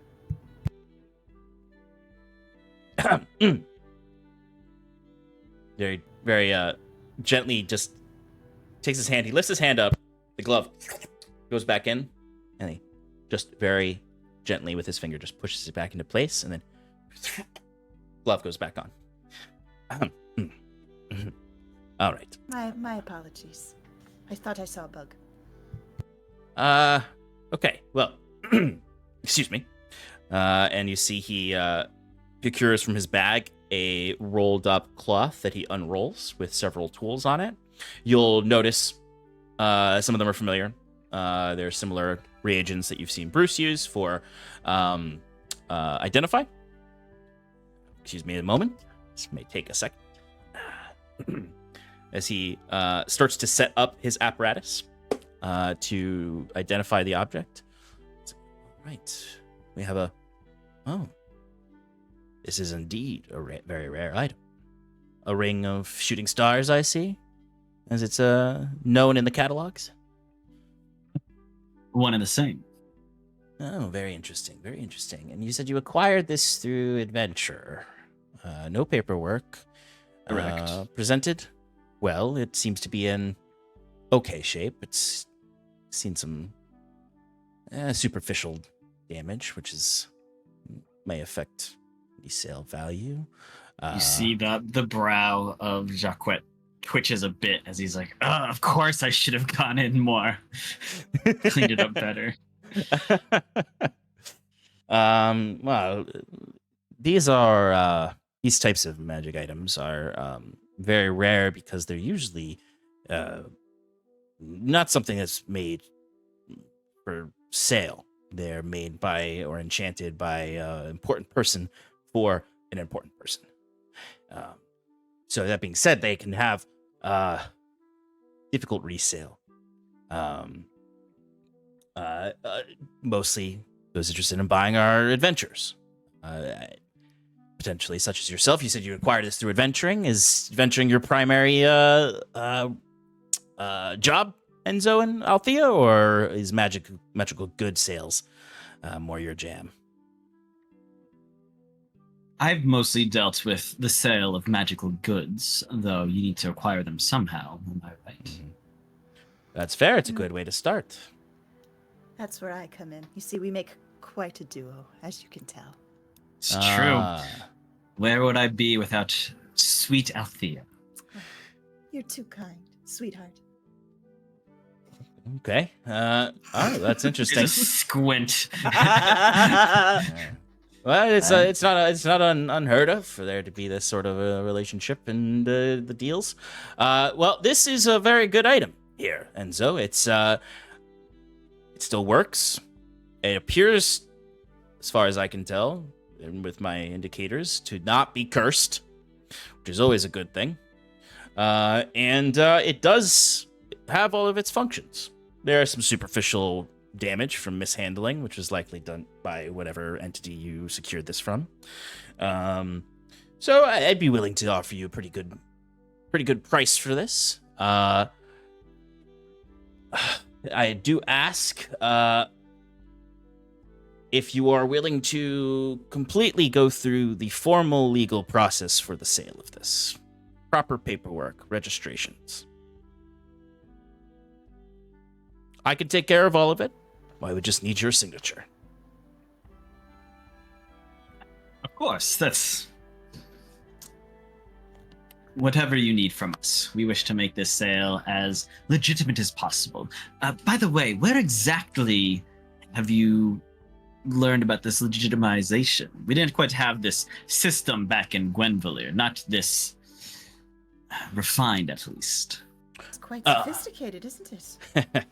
Well, you see, I as I said earlier, I am certified with the Magical Dealings Guild, specifically through a chapter in Halcyon, where I am from.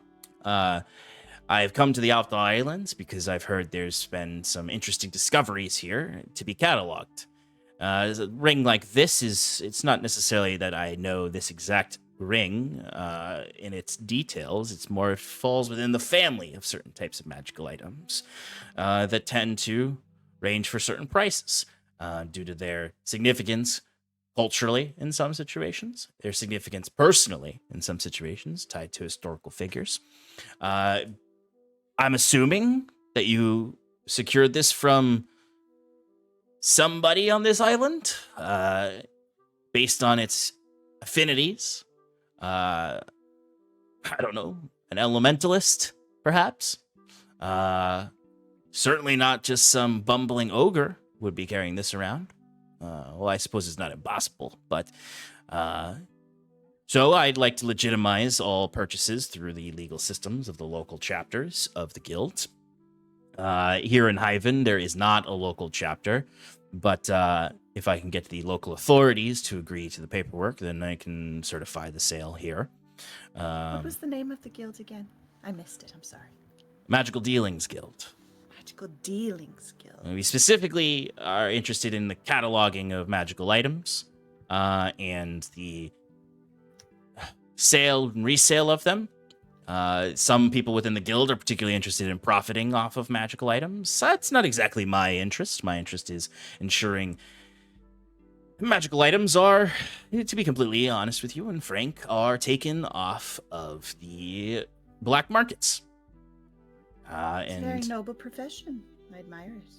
Well, you see, an item like this can do some significant damage in the wrong hands.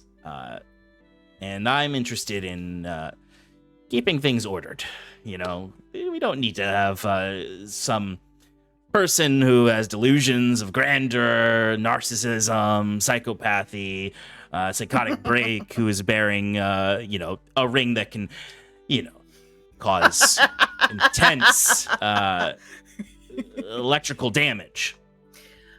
Oh, of course. What an admirable profession. You must be so detailed in the work that you do. You should take notes, dear. Jacques just lets out a big sigh and goes, "Yes, I'll be sure to do just that." Anyways, Mr. Wheatflow, the paperwork, and then we can discuss a price. Yes, of course. I imagine you have an interest in this, or a idea of what you're willing to part with this for. We have our standards within the guild. Of course. But I'm interested to hear what you're looking for, because we also do exchanges for certified individuals that a guild representative deems safe to sell to. That's a bit lengthier of a process, but something we could do. I appreciate the offer, and we may take you up on it at a later date, but right now I think we're just interested in the coin. Fair enough, fair enough. So what were you looking to get for it? I believe 16,000 silver pieces. More than 16,000. fair, don't you think?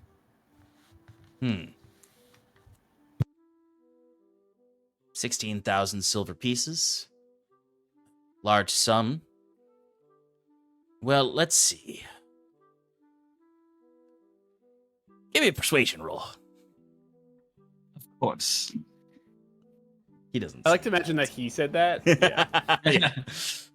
Do I get... I was gonna say, can I continue complimenting his profession? Yeah, I'll give So you to advantage for that. give him advantage. Advention? Yes, I'll give him advention. Nice. All right. That's a 26 on the persuasion. Okay. Okay, well, let me just do one more thing real quick. All right. And he pulls out another rolled up set of tools, and you see it opens up, and you can see there are these little ivory tools within it. All right, I need to just do something real quick here. And this time, though, like, the magic is a little bit more showy. Like, with the identify spell, like, you've seen Bruce do it. It's not the flashiest thing. It just sort of, it's noticeable if you're looking for it. But he just sort of, his eyes completely shift to this sort of, like, red glow. Almost like a white hot, but with red tinges to it. As he just starts to whisper in a language neither of you understand. And the little piece of ivory starts to spin rapidly, and then he just sort of comes out of it. It almost like is this moment that is deeply changes the atmosphere in the corner. Sure. No. Okay. All right. Just needed to confirm a few things. Here's this item. Belonged to an Aradunai elementalist and was gifted to them by their mentor, it seems. Is a sign of their status, as well as a sign of something I'm not familiar with in the lore. Quite interesting. Did he use legend lore? He did. Okay, cool. He is apparently these Aradunai. I only learned about them the other day. Develops these items in an attempt to ascend, might be the word to use, to a higher elemental state. Very interesting. Anyway, 16,000 is your asking price. Given the condition of it, given your presentation, your professionalism, your willingness to go through legal channels, we are, as the guild, as a certified guild member, I am willing to impart to you a package of 12,000 silver for this. 12,000. Well, I suppose it doesn't have the paperwork you're looking for. Couldn't I ask you to go just a bit higher? Well, because you're breaking into this industry, and I see some potential in you, and I wouldn't mind seeing you one day walk into the halls of the guild. I can bump it up to 13,000. My friend, thank you so much. I appreciate the gesture, and I do believe this will be the start of a beautiful friendship. Well, I hope so. Between all of us, yes? Yes, between the three of us. Excellent. Well, you know, if you're, are you based in Hyven or are you visiting? We travel. We have stuck primarily to the Edge region. Well, I do have a guild office that is under construction. It should be done by the time I return in the capital. If you're ever interested, give me a ring. Solomnel, is it? Correct, Solonel. I'm very excited for this rail system to be put in place. I'm not a big fan of teleportation magic. Always makes me feeling a little unclean when I get to the other side. And I do love trains. Have you ever seen it? I don't know. You're all from around here. Have you ever seen a rail?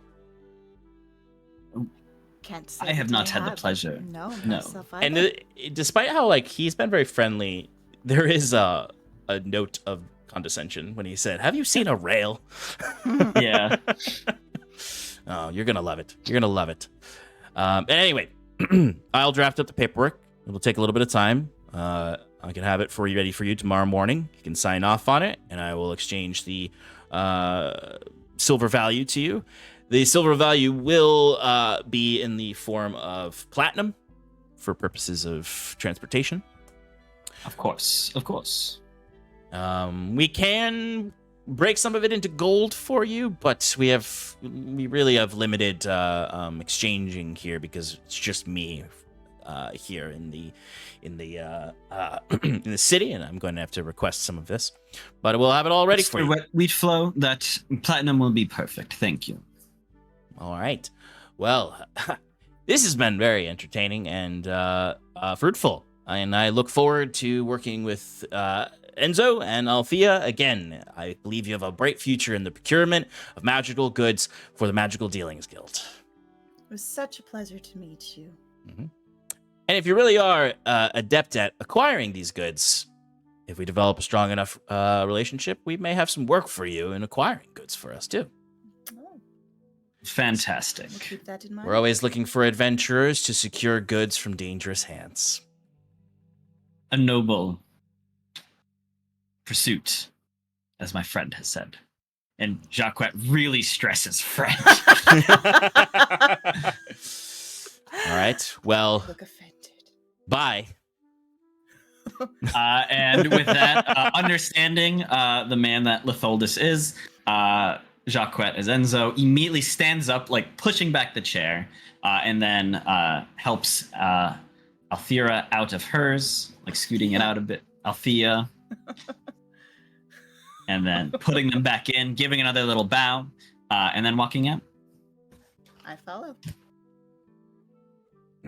As you're walking out, if you look over your shoulder, you would see that Litholdus pulls out another Tupperware with a second meal in it. Amazing. And that is Litholdus wheat flow. Big fan. The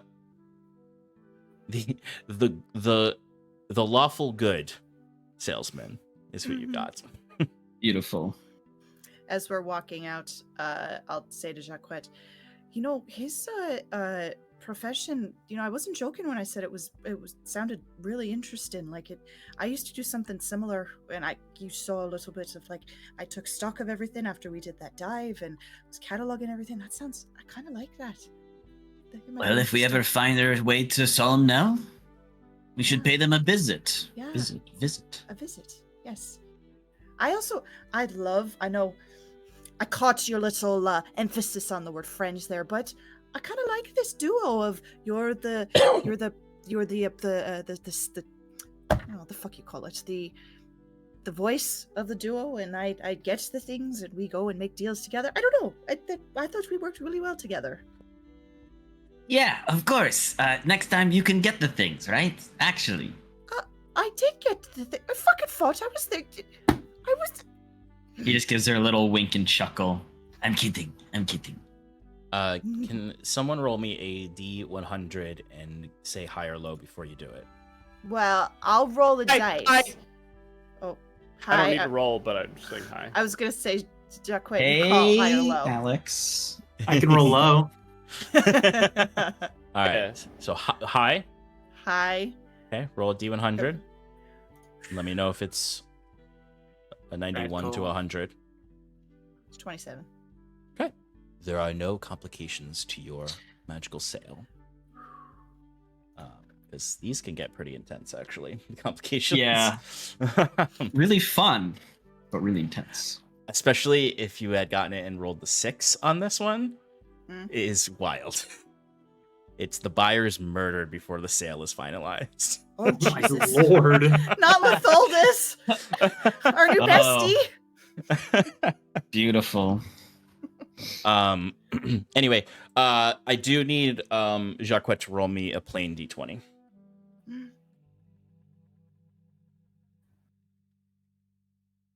Nine. Nine. Let's see. Okay, and Fearn, you unfortunately are only going to get a week of training in. That's okay. Marked it already, and I reduced the money.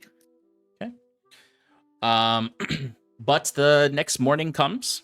Unless there's other things you guys want to do, right?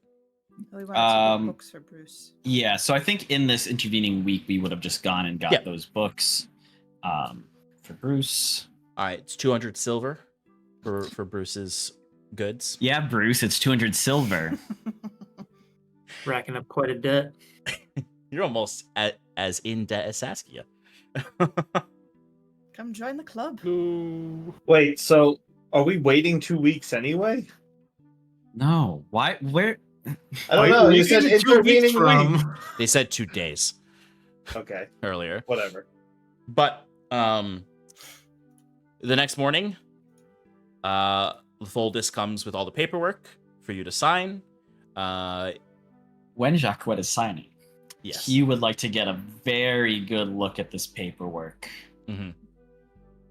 Very like read it over like he's actually reading over, but like really he's actually paying attention to like the font and the script and any decorative material. He's looking at the material of the paper, you know, like it looks. He's just like fingering it Crazy. to check the material type and stuff, and it just looks like, you know, maybe he's just fidgeting a little, you know, checking the seals, so that he can make forgeries. Yep. So it is a fine vellum. And you imagine there is an actual, probably some level of magic to these documents. The script is actually printed. It's not handwritten. Like the terms in it is actually printed. The only handwriting you would see is Litholdus' actual signature at the bottom, but also there are a few like boxes for handwriting notes, and you can see some notes about the condition of the ring in there, showing exactly what he said earlier: legitimate, still working, not cursed, superficial damage due to mishandling. And then a small section detailing the legend lore information that he received. But at the end, he signs it. You can sign it, Enzo. Yeah. Oh, you don't need both of our signatures. I apologize. I assumed Enzo was the seller, as you said. You do the snatching. True, but we are a duo. And you can see Enzo's makes it very clear his last name is Bolette. As he then puts it over and goes, "No, please, my friend. I mean, no, please, my friend. Go ahead and sign." I mean, okay. I We mean, I are only a need one signature, team but that's okay. After all. Yes, we are. Make sure you sign right there. Right in that specific place. Yes. Okay.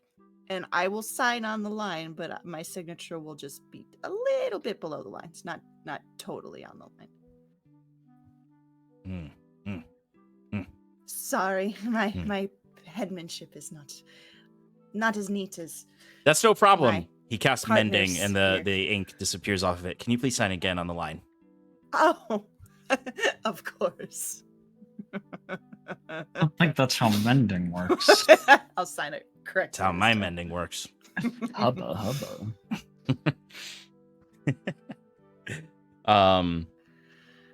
Yeah. Anyway, Excellent. Well, here you go. And he comes out of his cart, because I'll say this is all happening in his cart that he has. And he takes out a box. It is very nice, made of nice wood. Opens it up, and you can see there are rows of platinums equaling out to 13,000 silver. Jacquet takes out a bag to transfer the coins, and then tucks it away inside his leathers. You see, when you hand the ring box to the Tholdis, he immediately, again, vanishes into one of his wrists. Excellent. Well, a pleasure doing business with you, as I said yesterday. I hope to see you all again. This was a great start. Until next time, my friend. All right. I give him a bow. Bye. And he hops onto his cart, and you can see he sits back, and the cart just starts to pull itself. As the cart's going away. Jacquet, I don't remember if I signed my real name or if I signed Althea. Roll me a D100, high or low. Actually, I'll say high, you signed Saskia. Low, you signed Althea. Okay. 60? You signed it Saskia Seablood. Oh no! And this, Saskia, I don't remember. is why I tend to do things by myself. Maybe. Or maybe next time you'll insist on signing when you don't have to. I just wanted to be included. I know. But remember, there's still a you chance. excel in so many things, Saskia. This is not one of them. But there's still a 40% chance that I signed it. How do you know that? I'm Even good with that numbers, 40% right? is a I'm pretty... good. I'm good with numbers. All right. Okay, and you know what? Next time there are numbers involved, you're the first person I'm talking to. Until then, you're not allowed to touch any paperwork. Does that make sense? Is that fair to you? Yes. Okay, thank you. I just want to make sure I'm not... And he just storms off. Okay. Jacques, give me the final plain D20 roll for this week. D20. Mm-hmm. 4. Okay. Also, I want to make it very clear that Jacques has taken all 65 platinums and is keeping it on himself. Hey, do you think I could borrow some of that to pay back? No! Okay. All right, excellent. You gather back with Fearn. Fearn, you're able to work with a naturalist professor during the week that you're here to go over. It's interesting because you've got a lot of like practical knowledge with Balfour and the community, and now this instructor is sort of like, okay, now take this information that you've learned from the community and let's synthesize it into this academic information we have, so that you can be well-rounded. And you are able all to meet back up. And I believe we probably would have like checked in at the docks at one point just to see if the Utterly Seaworthy was at dock. Yep, and the Utterly Seaworthy would have arrived a couple days into your time here. So it did take them from when you messaged them longer than they had said, probably due to the weather, but they are in before the end of this week. And then while we're at the docks, whenever this is, any sign of that Domu Gosu trade company ship? The vast trading vessel of the Domu Gosu Trading Company is not in dock right now. So I imagine when we had first entered, like this whole time, Jacques, had been grumpy and on edge. But when we finally got to the docks, and like nothing was said, there was no like, oh, thank God the ship's not there. You would just see Jacquet's shoulders roll back and like the sense of relaxation just kind of like come over him. No, nothing said though, just like visibly can tell that he is no longer on edge. Absolutely. But Galdus is there.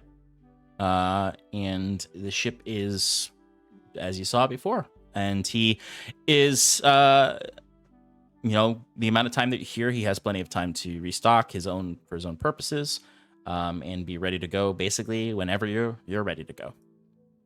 All right. So then I imagine we would leave the city, get the others, and Is it okay that we set sail by night? We ask him in character. Yeah, that's no problem. We can make that work. you haven't told anyone that you're taking us, have you? Well, not specifically yet. If you don't mind, we'd like to lay low, as it were, and make it out of here without drawing any attention to ourselves. Okay. I wish to assure you that we have not broken any laws. We have simply we have egg on our face and would like to save some grace. We've been and this Jacquet's demeanor does like drop a little. He's like, look, Yes. we got fucked real hard. And we've been hiding out Hard. since then. Yeah. It was pretty embarrassing. So we're hoping Okay. that if we can go north, get some clout back by, getting some cool magic items or something, come back, Iron and Mana, hey, they're great again. So. Okay. But Nothing. nothing illegal. It's just trying to avoid the attention. And Bruce wasn't 100% clear on this. Are you going to need a return trip as well? No. We simply require passage up to the capital place, whose name I most certainly know. Serkanto. Serkanto. Serkanto, thank you. And then we will be on our own. Okay. Do you need me to anchor there, or can I leave of my own? Yeah, I just want to make sure I get the pricing right. Of course, you can. We just need transportation to the city, and then we'll be on our way. Just a drop off. Yes. Okay, no problem. Then the price stands as it is, and we'll keep this hush hush. Much Uh, obliged. I won't be able to bring you directly into Serkanto up the river. I can bring you to the docks at the coast that leads up to Serkanto. That's perfect. Just making sure that everything is good. All right, well, I'll have the ship ready as soon as you need it to be. And Jacquet will pay him now the 1,000 silver by way of 5 platinum pieces. All righty.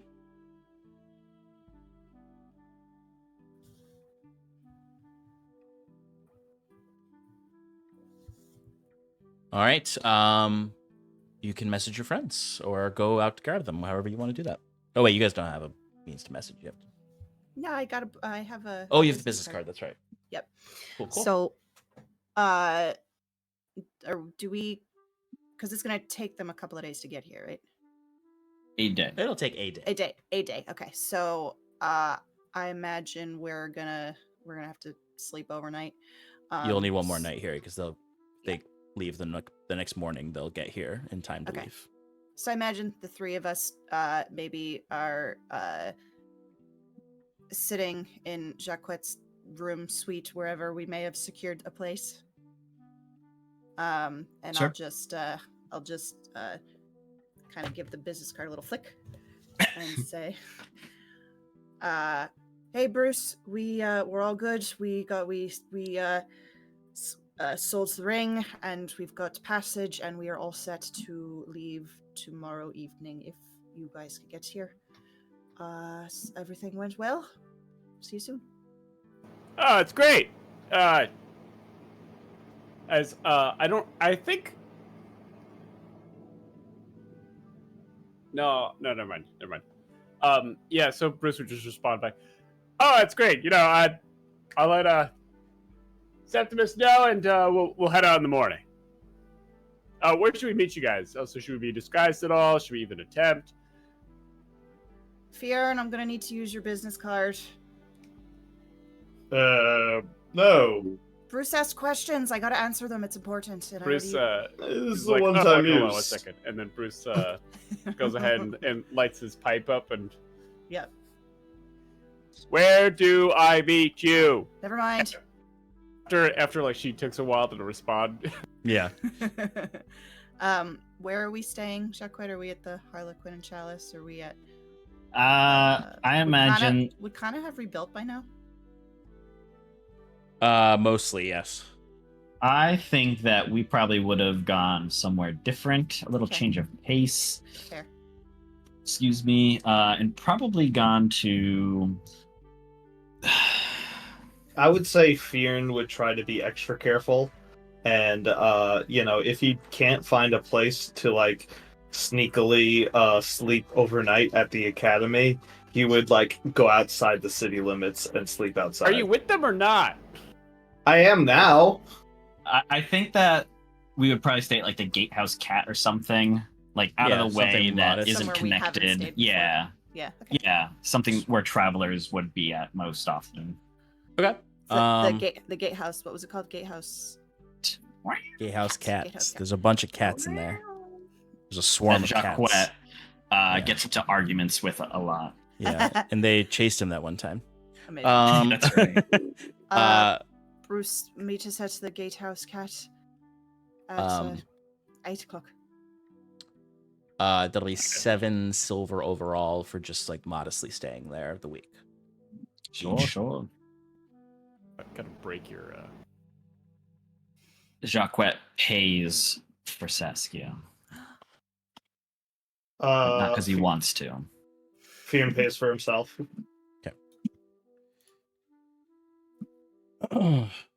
Okay. So, y'all hide out in the Gatehouse Cat, waiting for your friends, who arrive at 8 o'clock the next day. Bruce, Septimus, Sal, are you doing anything, or are you just rushing to the Gatehouse Cat? Gatehouse Cat is right at the entrance of the city, so you're not gonna have to like. Nothing too crazy more as opposed to just like maybe like covering us with any of the extra layers of clothing that we purchased for our excursion. Yeah, and Sal already has his trench coat disguise you had used in Stony Heath. So nothing more than that, and just try to beeline it. All right. Well, you all gather in the Gatehouse Cat, I imagine, in a secluded booth where you can all meet and head out. Is there anything you want to reconvene about or talk about here, or are you going to head straight to the docks when it gets a little... Actually, you could head now. It's nighttime. Yeah, we'll catch him up on the ship. Yeah. Sounds good. All right, Bruce, they hand you a big stack of books. Hey.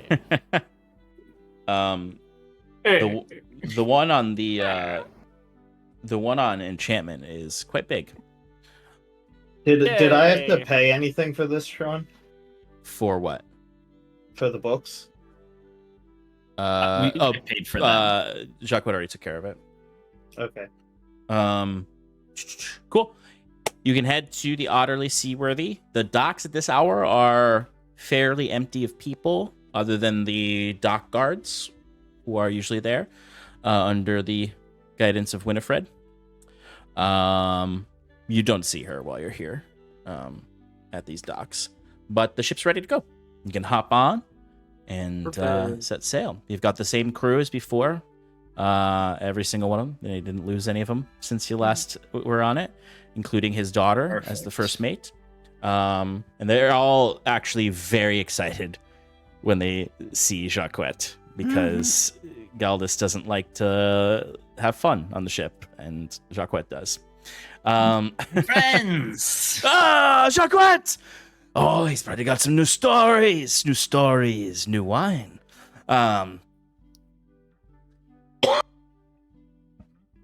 But the ship leaves at 8 o'clock. Well, we'll say a little later than 8 because you met at 8.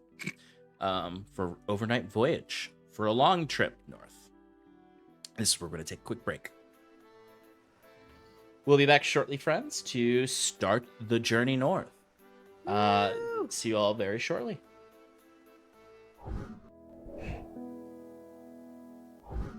Welcome back, friends. Our heroes have negotiated the sale of a magical item for 13,000 silver pieces, and have regrouped to set sail out of Hyven to head north to a little, the little dock landing, which you would have by this point learned from Galdis is called Stormbreaker Landing. It sounds really cool for being basically a couple shacks and a pier. To head to the Great North in the Gosu Haunt. You are leaving at night. You have gotten a very warm welcome from our crew, and Galdis and his daughter are also excited to see you. So it is a little over 500 miles north along the sea passage that you need to take, the route, which will take you roughly 10 and a half days to get to Stormbreaker Landing. You can all claim your bunks, your hammocks on the ship as it sets sail out of Hyven on the night of the 13th of Decem. Alrighty. Hyven disappears rather quickly into the deep darks of the night, as even the many lanterns of the city get choked out by the dark of the winter month. As you go out to sea, Septimus, you'll be happy to hear that this is not going to take you out into the open sea. We'll be staying fairly close to shore as your preference. There'll only be a brief moment where you all will be basically out in the actual open sea. As they're getting out of the bays of Hyven in this area. Zephyr Bay? Thank you. I was literally just going to look at my notes for that. Out of the Zephyr Bay into the Carencia Ocean before finding safe waters along the eastern shore of Aldhalor leading up to Gosu Haunt. This area is incredibly rocky, so they can't stay too close to the shore. But you'll be able to at least see the shore from the ship along the journey. It might be a little small, but you'll be able to see it. So the first 24 hours of sailing is relatively uninteresting in terms of any kind of danger or anything like that. You do get a bit of a lecture from Galdis, any of you who are not sort of seaworthy, about not falling in the water. He's not. It's part of him is saying this because the last time you were all on the ship, one of you jumped off into the water several times. Several. With a knot of rope on them, and he's like, just don't. It's winter. The waters are harsher.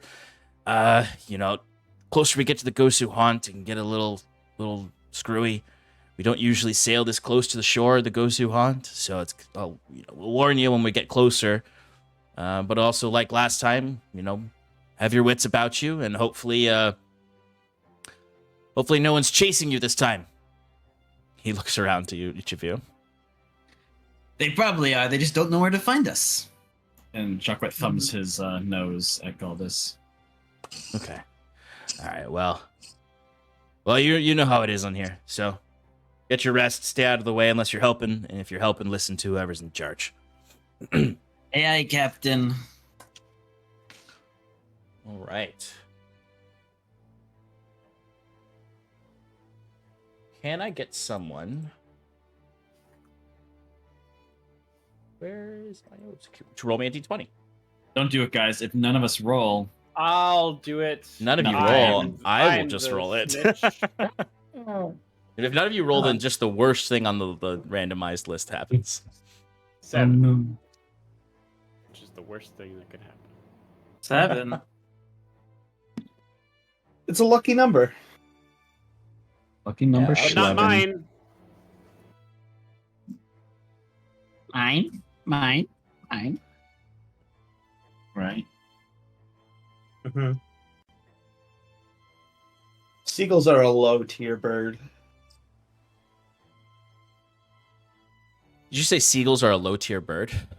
Oh yeah, they're like clearly at least like maybe C tier, possibly B. I'd think it imagine depends on that's what scale. Because I mean, in Don't terms get of them annoyance, started. I think this is a conversation literally happening on the deck of the Oddly Seaworthy between Fearn and Bruce. Jacquet's nearby trying to read. So it is sometime around late afternoon as the sun is starting to set that I guess what are you all doing at this time? Below deck, just being like, it's freaking cold. Stupid waves. I always hate traveling like this. just curl up in all the blankets. As you see, like Bruce is completely burritoed with a book.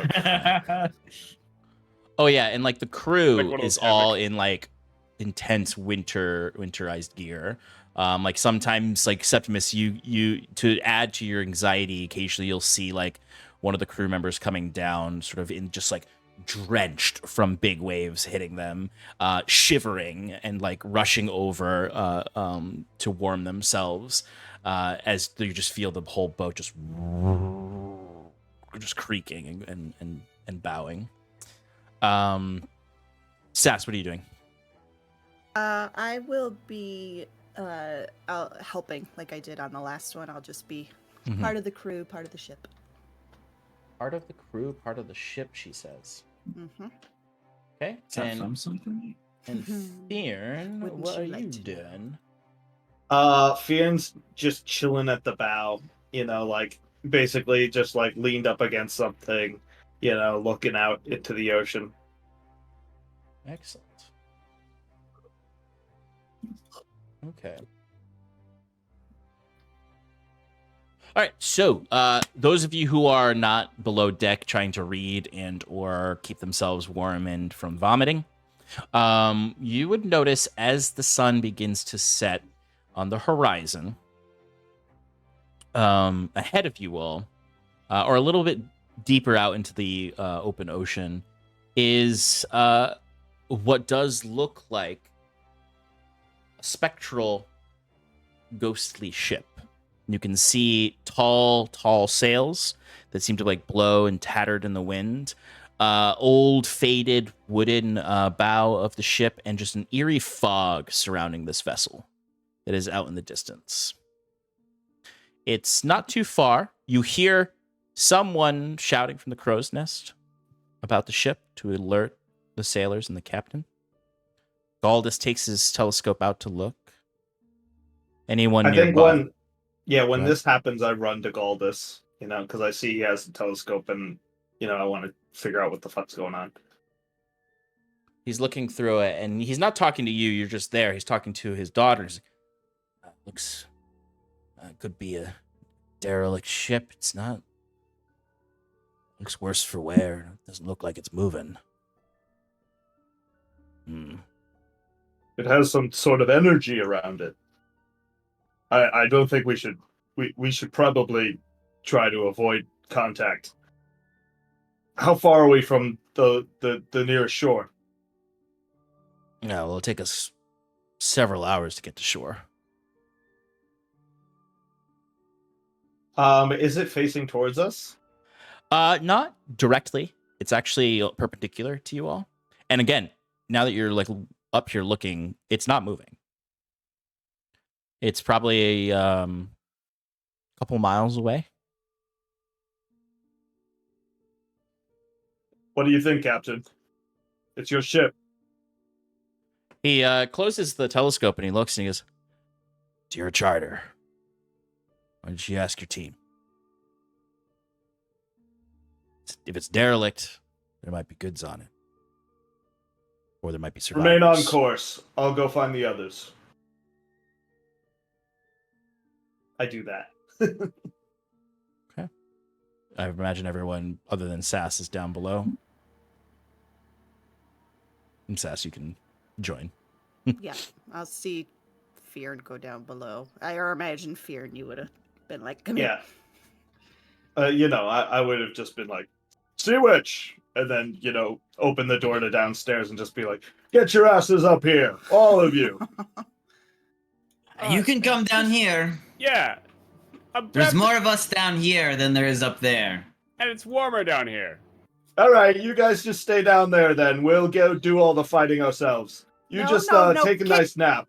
I grab him by the horn and go downstairs. Come on. Don't be a dick. They don't even. What's gonna happen? They're gonna come right up here to see Fear, what we're talking they're about. not accustomed to the cold like we are. And All right, Jaquette's right, there's more of them down there.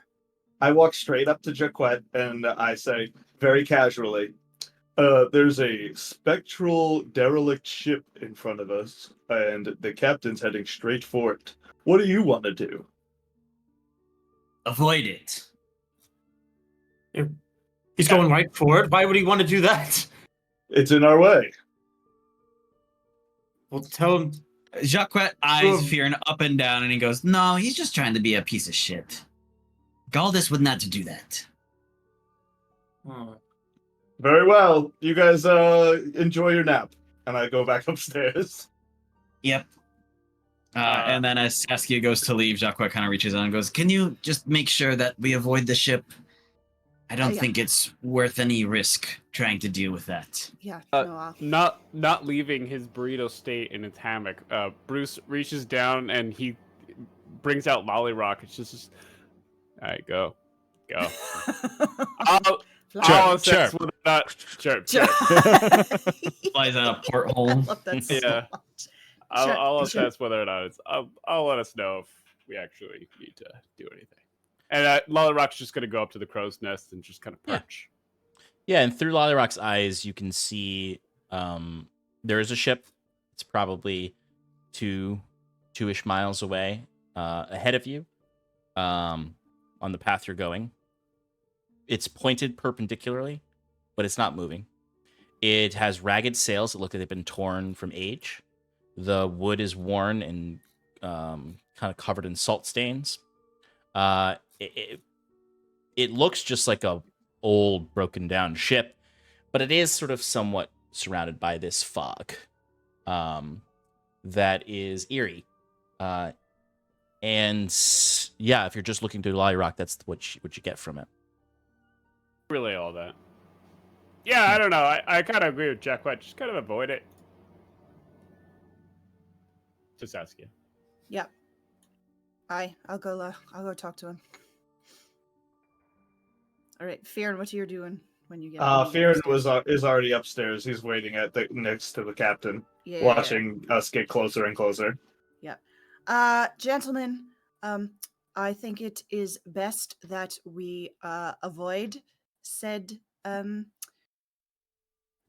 spooky ship, and we just we try and move by as stealthily as possible. We have a heading. We should keep it there. All right. I mean, what if there's survivors? What if there's somebody in there that needs help? And Saskia, I think for a second, and I think back to the encounter that we had with the demon and the woman's sister and all of that.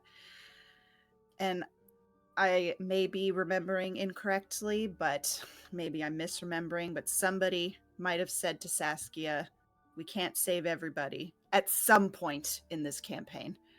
So I will stand up a little straighter and I'll have a sad look on my face. And I'll just look at you, Fearon, and say, "There might be, but we can't save everyone. We have a heading and we should keep to it."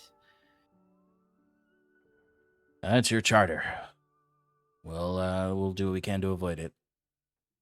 Yep. Let's sail around to the stern. You keep our distance away from that fog, and hopefully it doesn't delay our course too much. Nah, it's only going to add a couple hours. We just need to go around it. We have to go out deeper into the sea, get around it, but should be okay. Very well. They didn't take combat encounter 1, so they're gonna get a Kraken. Combat encounter 2. As the ship, as they move the ship, and it does, you head a little further east to avoid this. Takes you further from the shore. Septimus, you start to feel the waves rocking a little harder down below. Oh, good lord. Just get in the hammock. It really just solves everything. I'm in my hammock. Oh. Bruce, I imagine Bruce like shifts because he can't see Septimus because he's in his little burrito. Right. It's either his goggles on, or blurry, or through Lollyrock. But the ship keeps a healthy distance from this spectral vessel. As you're getting closer to it, but keeping that distance, Sass, since I imagine you're keeping an eye on it, you do start to see ghostly figures on the deck.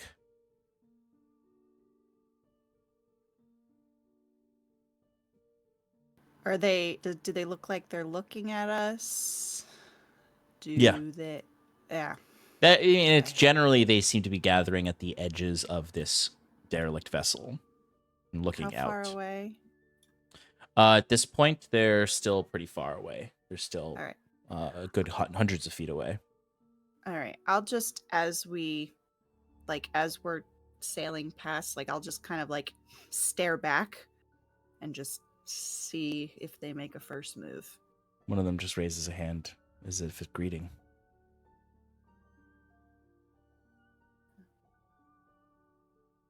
I raise my hand back.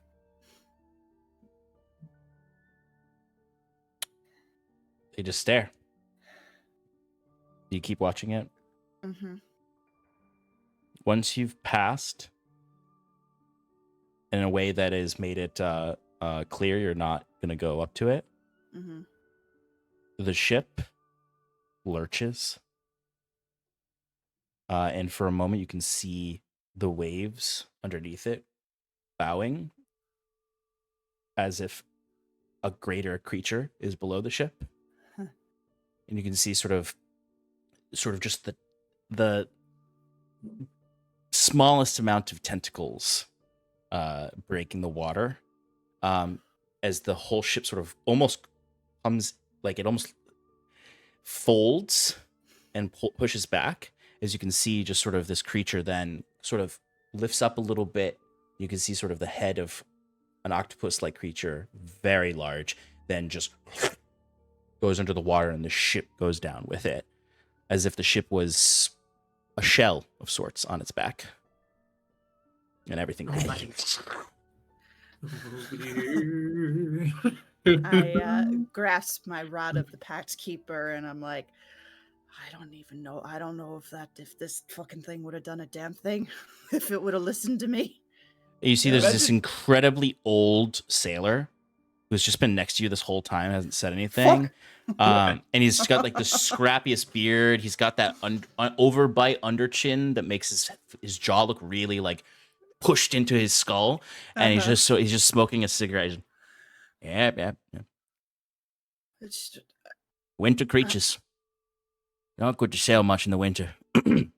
winter creatures. That thing's only here in the winter. Yeah. Yeah. Are there any? Should we keep an eye out for that again? Does it follow? Does it follow? Fuck. Does it follow? I've never seen that thing in my life. Then how the fuck do you know it's only a winter creature? Get the fuck out of here. Because Go I do never something. seen it in the summer. Woohoo! And he goes and walks away. I like to imagine Bruce is Amazing. down below with Septimus, and Bruce is mouth open, watching that happen through Lollyrock, but doesn't say anything. And he just reaches down, has the statue in his hand, he's just thumbing it,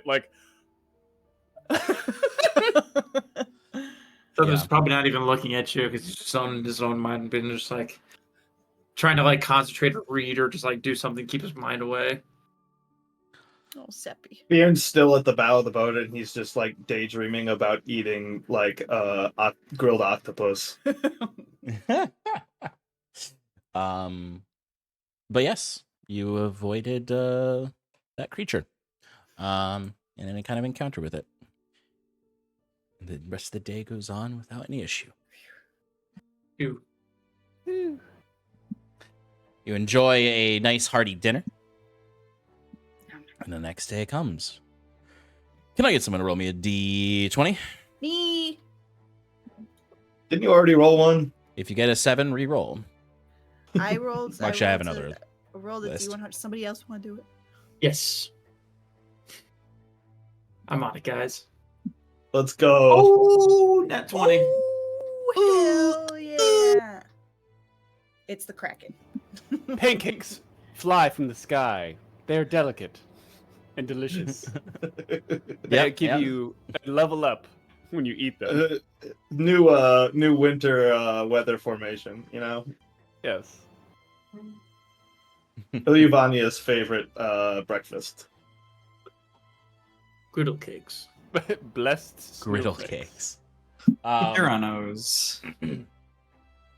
The day goes by without any issues. The one thing you notice is another vessel. This one not shitty looking, not with a giant octopus using it as a shell, not with the ghosts on it, but a lavish looking ship. You might even mistake it for the Domu Gosu trading vessel, That's but what it's I was not. gonna ask. It's not. You don't see the flag is not waving those colors, but it's clearly, like, for lack of a better way to put it, a party barge. You can hear music is being played from it man. loudly. It is not flying any particular flag of loyalty. It's just sailing by, and you can see you can hear loud music playing from it, and several people all about the vessel. They are calling to your ship to invite you all to the party. As you can just see, there's just people, elves, humans, dwarves, all manner of people having a really good time on this ship, waving their hands as if they're just seeing some cool people also in the water. It's a little weird. It's a little uncomfortable looking. They're not particularly dressed for the winter. Yeah, I bet you. I say to no one in particular. I say under my breath as I'm maybe like up in the ropes or the rigging or whatever. It's like, oh, fucking row. Bet you that's what it is. It's secure and not. I don't know. As that same slack-jawed sailor, she's like, Where the fuck did you come from? Why are you always here? It looks like a good party over there. Yeah, do you want to fucking go? It looks great. Go, Ray. All right, whatever. Yeah. You don't see those kind of parties happening in the winter. That's suspicious. Do you see parties like that in the summer? All the time. Woohoo!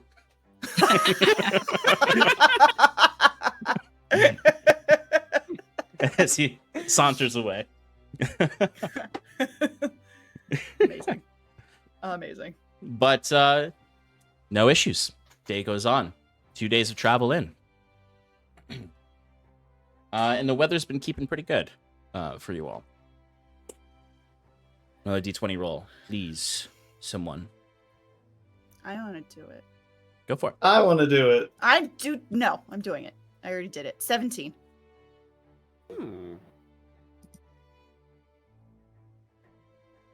17, she says. See a dead rat floating in the ocean. That's No. the day. Is it 46, 47? What was the name of the rat in the last campaign? Oh, yeah, that's right. Oh my god. Completely forgot about that. Oh. The day passes with no conflicts. Sea travel is fair. The sky opens up a little bit. It's a nicer day. It's a little warmer. It's still cold compared to, the summer, but you're not, the sails aren't freezing. There's not issues on the boat. It's a very easy day of passage. I called down in the hold to Septimus, you should come get some sunlight. It's good for you. It's kind of nice out. I'll hold your hand. How are the waters today? Very calm.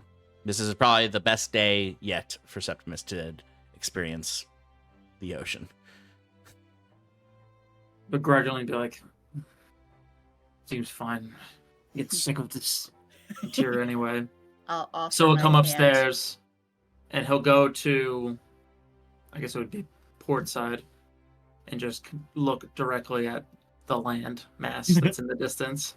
Septimus, because He's just like kind of like just fixating on that, and just like as like he needs it as like a point of comfort. Yeah.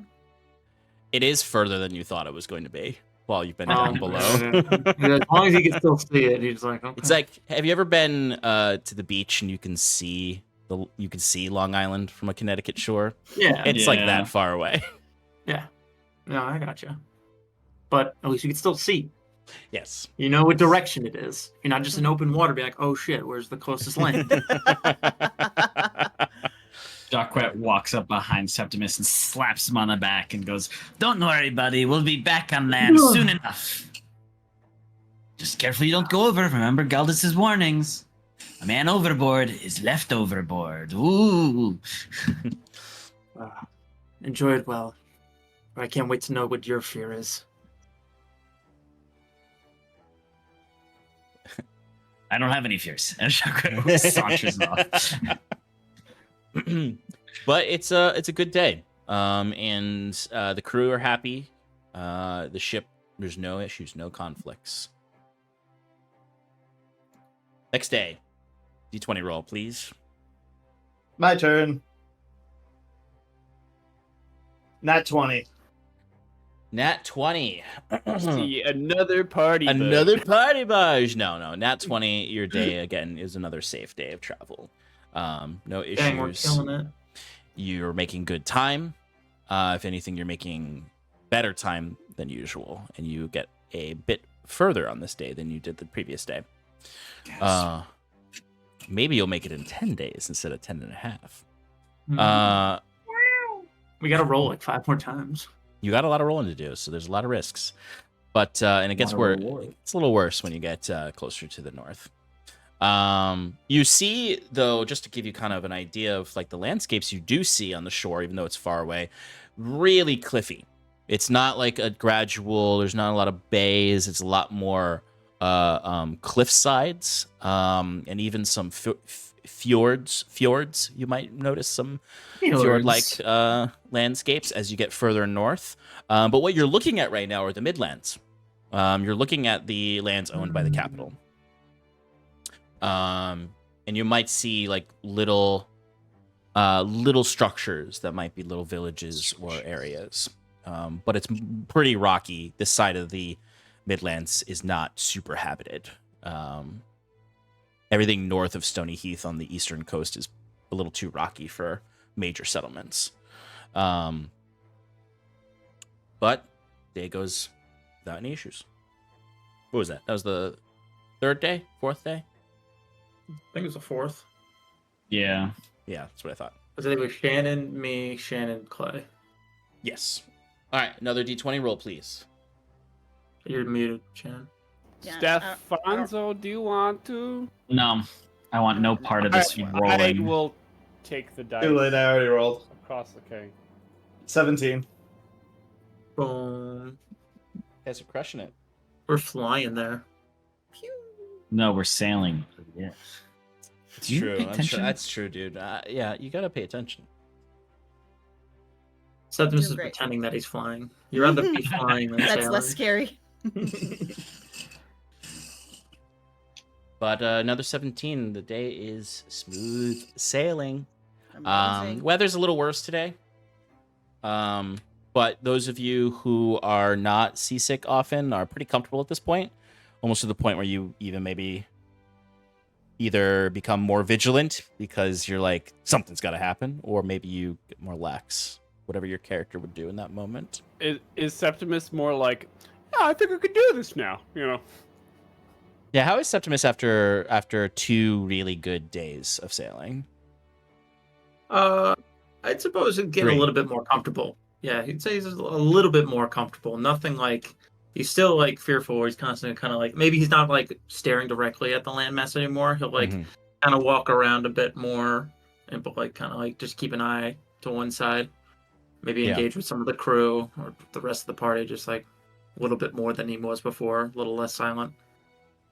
Yeah, absolutely. And the crew is actually pretty nice to you, Septimus. They're not making fun of you too much.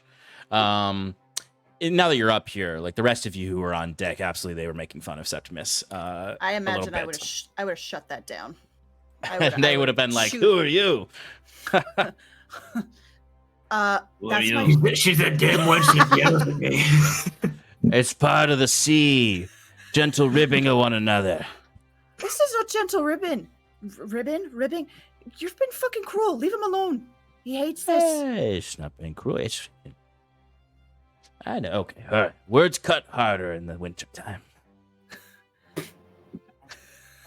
And how do you know that? Because I get older compliments in the summer.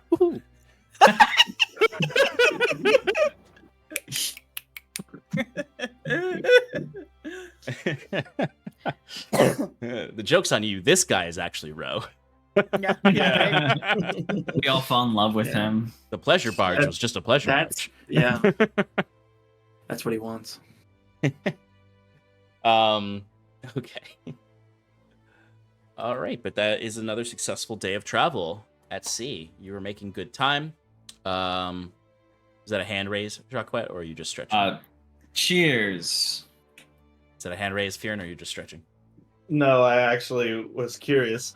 I only need one more week left, Sean. Could Almira be a nature trainer person? Can I learn anything on this boat? Can Septimus pass some elemental knowledge? Can I try to teach him how to conduct lightning? There's a lot of things. I'm totally kidding. I'm going to set the boat on fire. Yeah, they would get pretty mad if you accidentally burn the ship. You know what? With the same silver costs, I would allow you to do that. I think that actually can work. There's plenty of sailors on here. I say combined Almira and Septimus talking a little bit with you can finalize your training to gain your nature proficiency. Yay! I do the thing. All right. D20 roll for the 5th day. Alex, your turn. Go. My turn. Oh. Not your There turn. we go. Okay. Woo! It was up 18. Now it's 2. Oh, jeez. Oh, jeez. Oh, man. Oh, golly. The day yesterday, the day before were all very good sailing days. You had a pleasure barge that you didn't want to party on, probably for good call. But you know, your first day started off with a shelled kraken of some kind. But the last few days have been pretty good. So much that you might be getting a little comfortable. Septimus, you're like on the vessel, and it's going good. And then you just hear the loudest.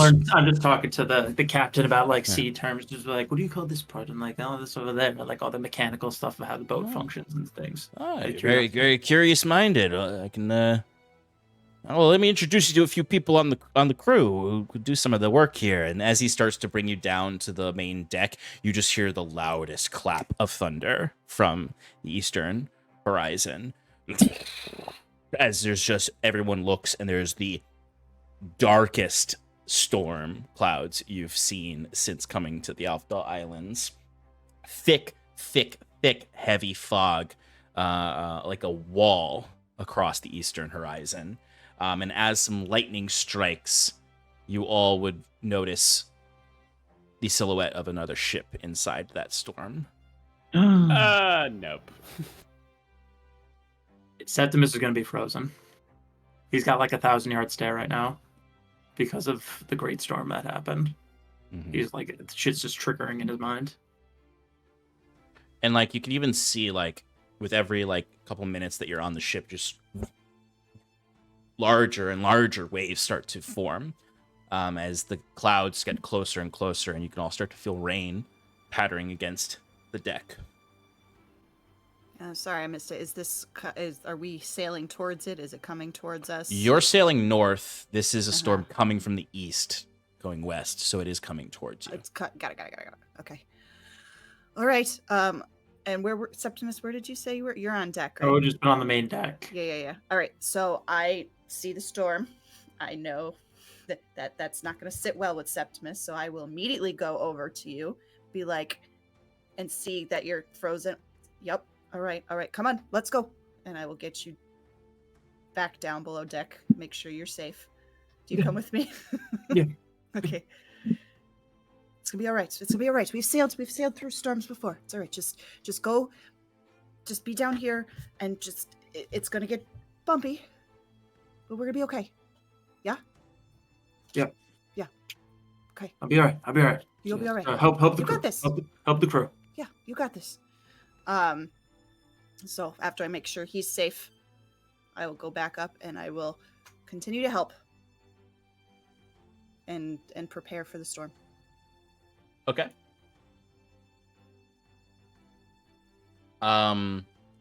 What's everyone else doing?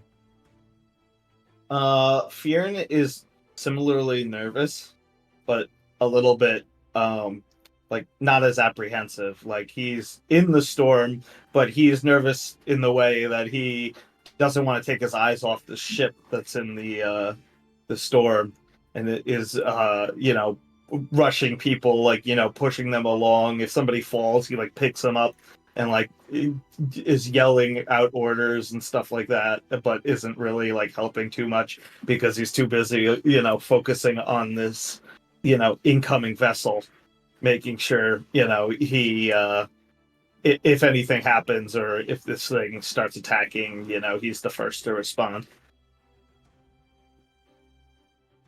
Okay. So I imagine Jacques had been chilling on the deck in the nice weather, and then once the commotion starts, he looks around, and for a moment he starts packing up his things to go head down below deck. And then he just freezes for a moment, and he goes, "You know what?" And he reaches into his bag, pulls out the big that Saskia got him, affix it to his head, and kicks his pack down the stairs to go in there, and rolls up his sleeves and turns to Galdus and goes, "Where do you need me, Captain?" I see you, and I'm so happy. Big smile, and just kind of give you like a really. Let's not make a thing of it, Saskia. Where do you need me, Captain? Galdus would direct. So both of you, Sass, you are also helping the crew, right? Yes. All right, I need one of you to be helping with my daughter, Almira, first mate, and then one of you to go help the bosun. I'll go help Almira. Bosun it is. What's a bosun? Just do what they tell you to do, or help them when they tell you to help. Yeah, It's but my again, son, where am I going? As Jacques starts to They'll tell you what to wander. do. You're gonna be helping with the equipment. Just go. But the bosun! Sass drags you off to wherever the bosun is. And Jacques, He's gonna need lots of directions, but he's quick. He's quick. He's agile. Put him to work. Jackie Touche is helping us out on the deck.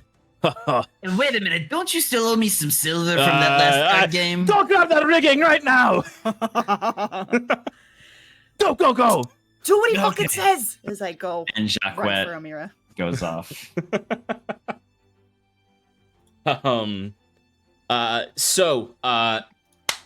Sass. Yeah.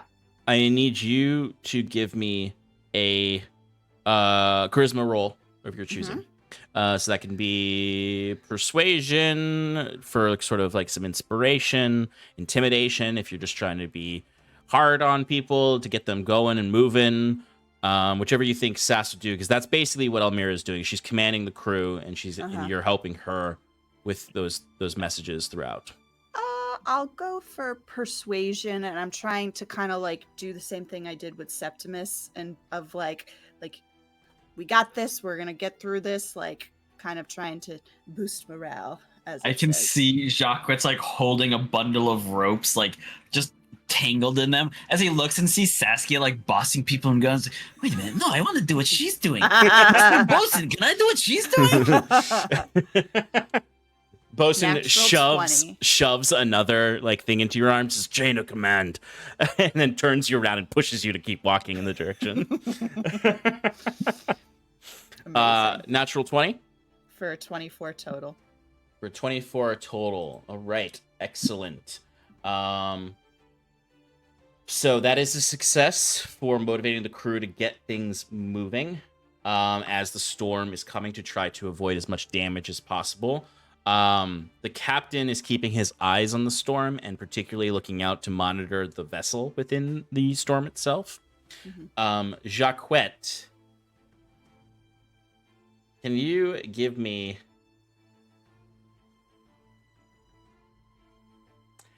a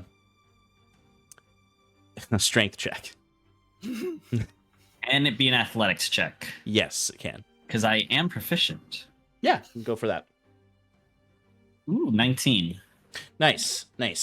Okay, so you're keeping up. You're keeping up with the bosun. You are actually helping. You're not just in the way or anything like that. It's like at first, maybe when you don't really know what's going on and they're pushing you around, but then once they give you like real tasks and whatnot, you're in it. You're moving around.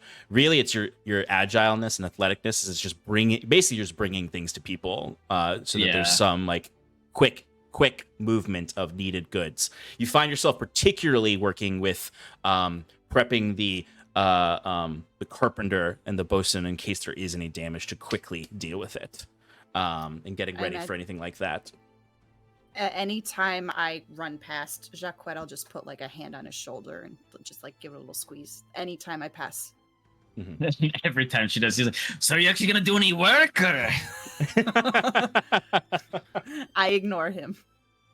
The rest of you, or is anyone else doing anything particular here? I imagine Bruce is just kind of hanging out.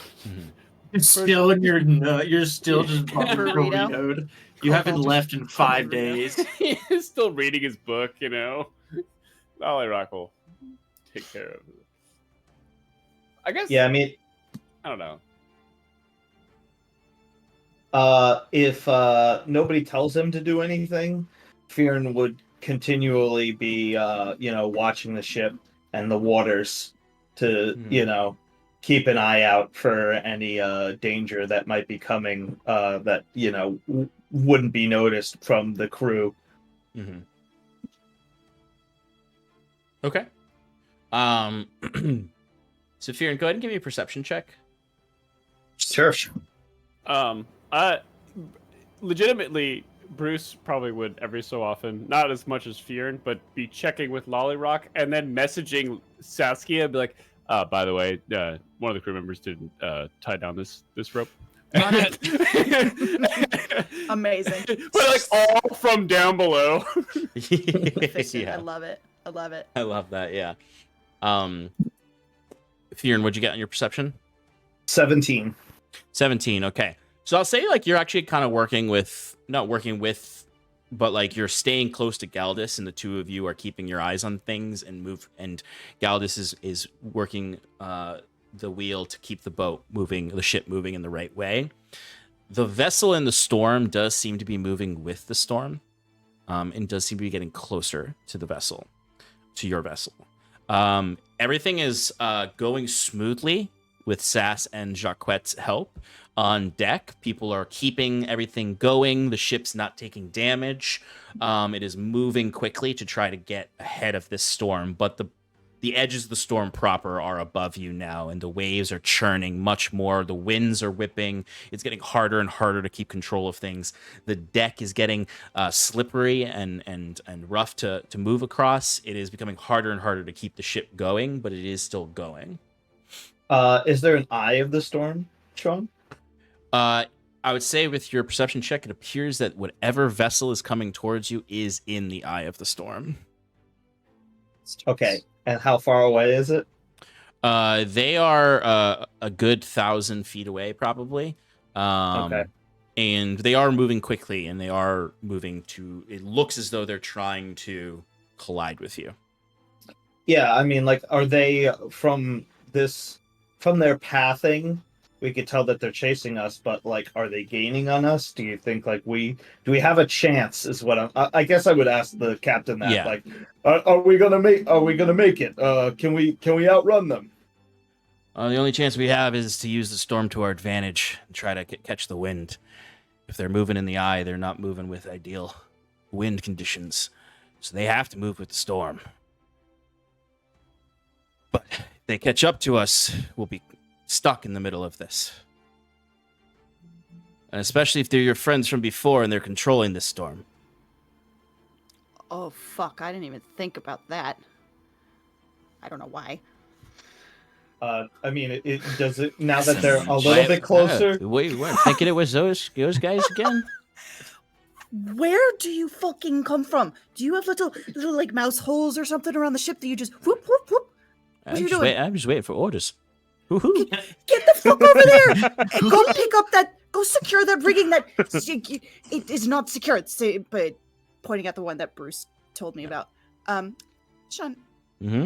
Now, I know that my current storm-like powers, if you will, are currently just lightning. Is there, well, if that, is there any way that I could maybe, amidst my running around, convince my patron to give us, or like channel some of that elemental energy and storm energy to like give us some favorable wind? How many points did I give you in downtime? You gave me, I believe I have 2 weeks, two. So 2. Okay. Yeah, of lightning adept though. Yeah. Didn't we have like shape water or something that you guys were using the last time? No. No. Give me a d20 roll. Mm-hmm. And what do you beseech your patron for? It's like, so I'm gonna go up to the after I send this fucker off to go secure the rope. I will, yeah, I will go like kind of like run up to the side of the ship and just like put my arm over it and hold and just like look out towards the sea and kind of like close my eyes and feel the wind kind of whipping my hair around, and then I'll reach down with my other hand and grip my rod of the Pact Keeper, and I will just say in my head, actually no, whispering in the storm.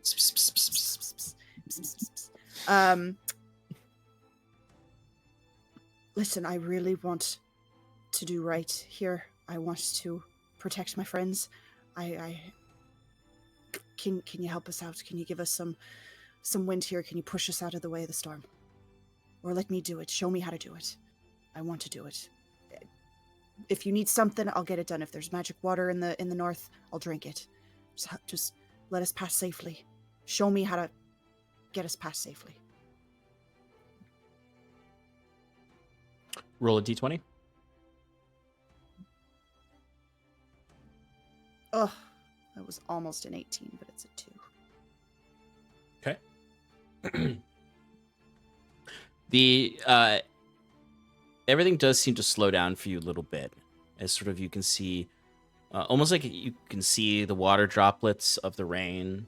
As you say all of this, imagine with like your eyes closed, grasping your amulet, then you open your eyes up, and everything is slowed down for a moment.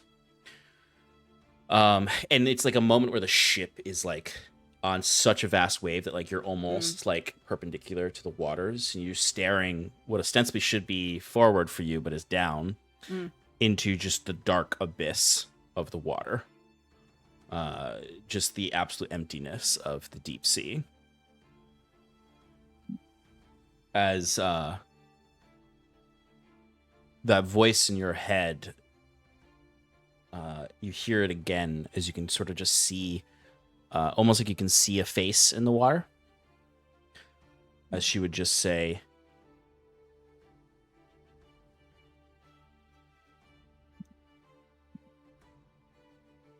"Are you willing to give anything?" What else do you want? You have my name. You have 500 pounds of water. I would like 500 pounds of water delivered tomorrow. No. No, she wants you to drink all the water in the bag of holding. Before the boat reaches our boat, I gave you can my chug name. within the time frame. I gave you my name. I gave you my eye. What else do you want?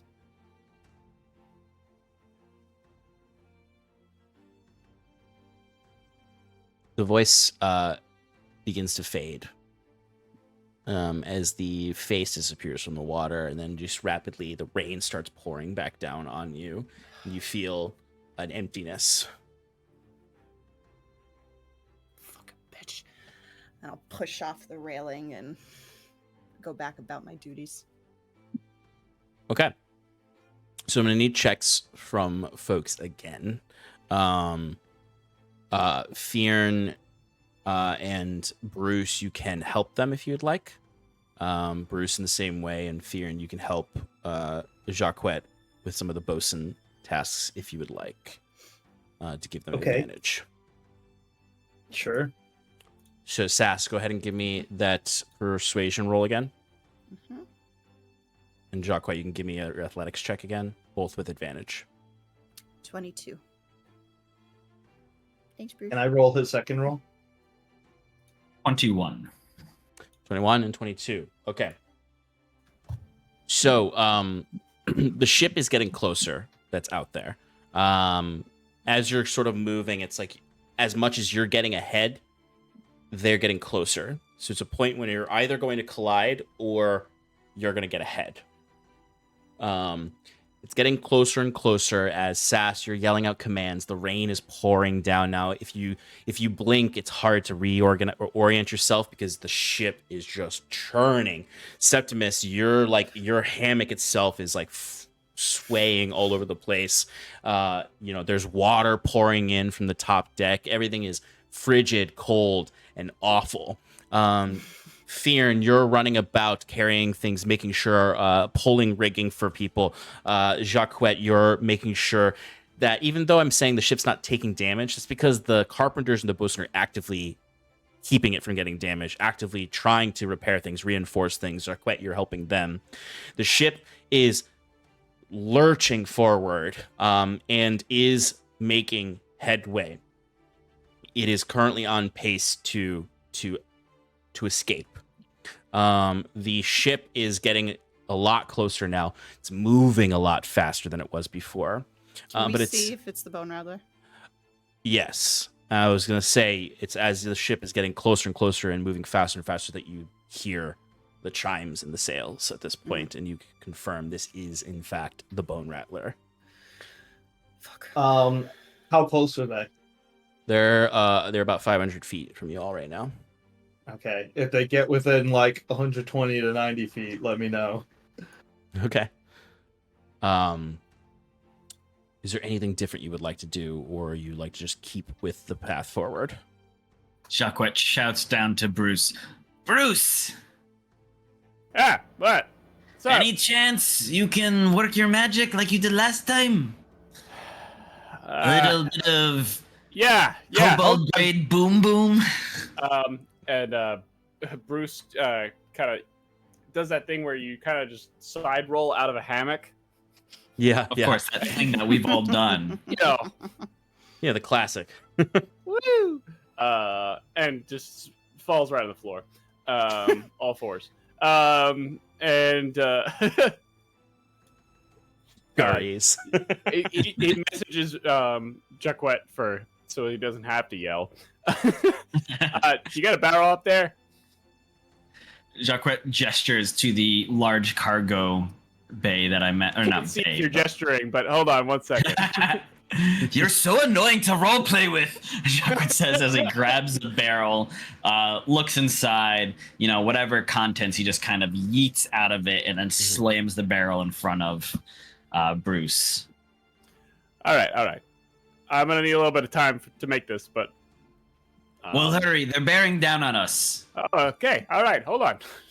No, I'm not, I'm not going to, as he runs back up the stairs to help out. I have a question for the table. This is for anybody. It's a spell question. Can you cast spells through scrying? I mean, it is a concentration, right? But you might not be able to see your things if Well, you're. so there's a few things. So it's the range of the spell that you're trying to cast on. Mm-hmm. So if you cast scrying, you can't be using another concentration spell. Right. And right. wherever your spell is being cast to, it has to have the distance. Yeah, Okay. your scrying eye doesn't become a stand-in for you casting.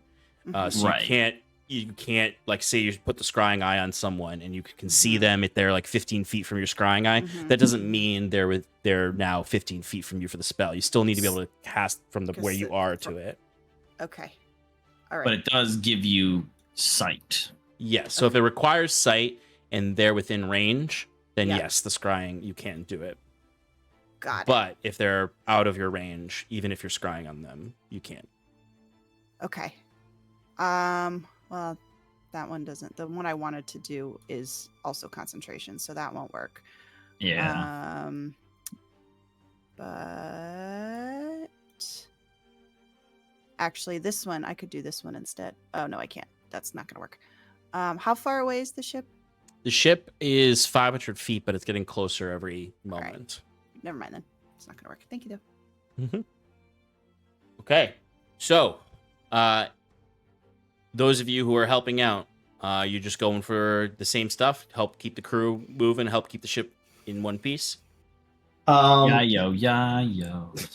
I would say the same thing, but like I would keep an eye on the ship because if it gets like too close, Beard's gonna stop doing what he's doing and run to the back of the ship and get ready to attack. Sure. All right. So then I will ask for checks. If Bruce is working on a bomb barrel, then Sass, you won't have advantage on your check. Okay. Oh no. 10. Okay. I have advantage. If Fearin helps again, you will have advantage. Yeah. Yeah. 15. Okay.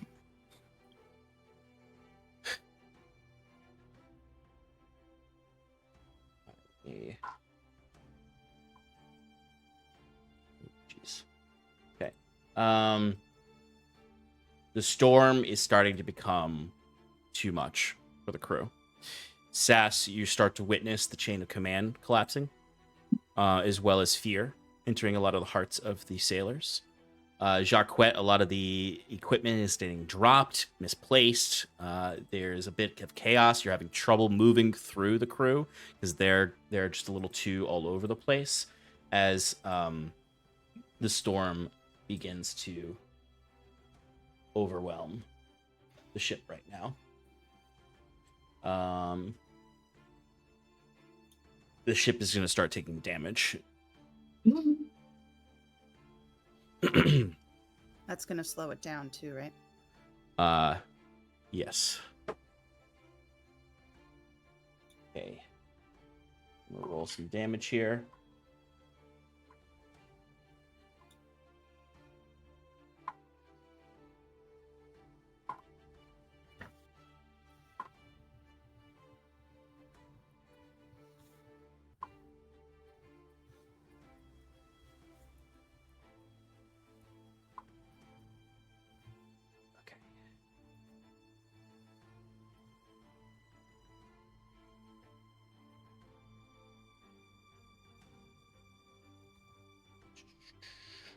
Where is that health? There it is. Okay.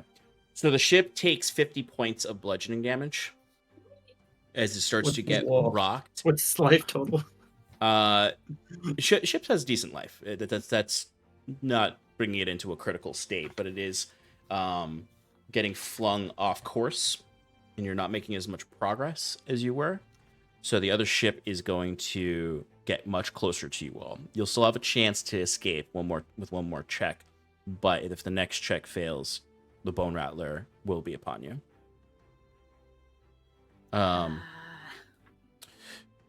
So Is yes. there anything? at the bottom deck where I am that I can visibly see is like hull breaches or anything?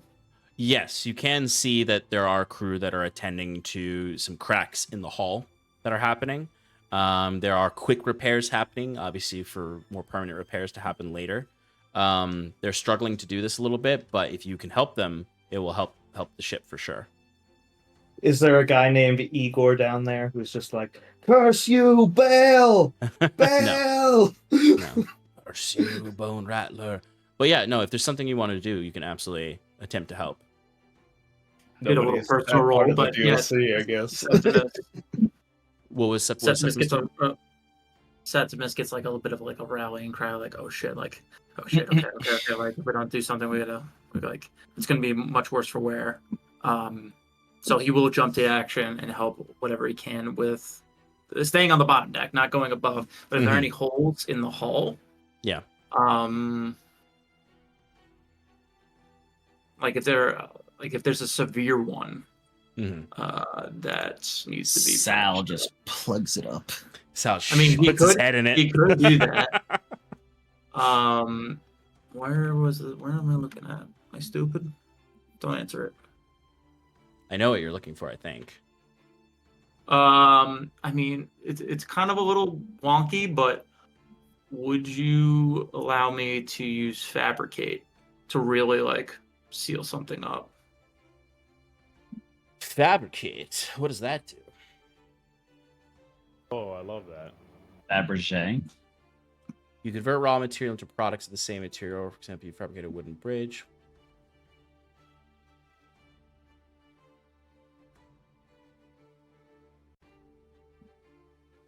Oh. Yeah. I would absolutely allow that. Like instead of it, like I feel like it's just like a major mending thing. So if there's just like raw like wood planks that they're just sitting there nailing into it, if I could just like use that to like you basically it makes sense. Ship. Yeah, you're using the raw materials they're already using and in fabricating them into this. It's actually probably better than what they're doing to use this fabricate spell.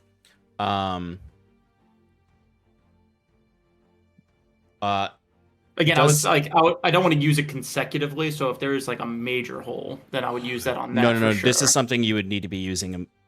It takes a while to cast. So it's a 10-minute cast time. True. Oh, you're right. You're right. Never mind, So you would be almost yeah. casting this in like preparation to fix the ship on. And I'll still do that. Like while things are shit's going crazy, you can be casting this spell to fix everything basically, or within the area of the spell. Yeah. You can see where the most damage has happened, and you begin casting this spell. It's almost a moment when you're like holed up in your almost a hamper, your hammock, where you're like freaking out, and then like just like maybe a moment where just like Sal just like puts his hand on your shoulder, doesn't say anything, you wouldn't hear him anyway, and it. I was thinking more of just like somebody from above was just like the bone. They don't know it's the Bone Rattler, but it was like ship vessel is about to approach or whatever, and it's just like, oh fuck, okay, like we're gonna get even more deep shit. Yeah, absolutely. And you begin casting, and it's interesting. Like you see, like a guy's running over with a plank to go nail it into the wall, and the plank just comes out of his hands and starts to float and reform as you begin to cast this fabricate spell to turn these wooden planks into basically a hull. Excellent. That starts to help with the fear in some of these crew members, where they're like, oh, we got a fucking magic user now helping us out. Like, we got this. I don't have to nail a board in. I can go help do other things. Excellent. All right. I need checks again from people. In one of the times that Sass runs by, Jacquette reaches out and grabs her hand and is like, switch with me. You're better at this and I'm better at that. As he is just wet. There's a random rope tied around him and maybe like some splinters in his paw. I think as soon as Jacquette goes to run off, Fearon just takes his place and does his job. Okay. So Sass, I'm what you sure can I'm do even better is than it. you can help Galdis now, because you have proficiency in what do you have proficiency in for tools and stuff? Water vehicles. Water I vehicles. never So you can used help tools. Galdis to give him advantage on manning the helm. Yeah, I'll do Okay. that. Perfect. And how far away is the Bone Rattler now? So After that last failure, they're about 250 feet away from you. They'll be right on top of you. So halfway through this check, they will be like 125, 120 feet. If it's not looking great after the first few rolls. I'm holding Eldritch Blast. Okay, so I'm gonna ask for Fearn to give me that athletics check first on helping with the bosun and the carpenters. Okay. No advantage, right? No advantage. 18. 18. Okay. I'm gonna ask for Jacquette with his persuasion roll helping out Elmira, which we know is gonna be pretty good because of his class. It's gonna be a 22.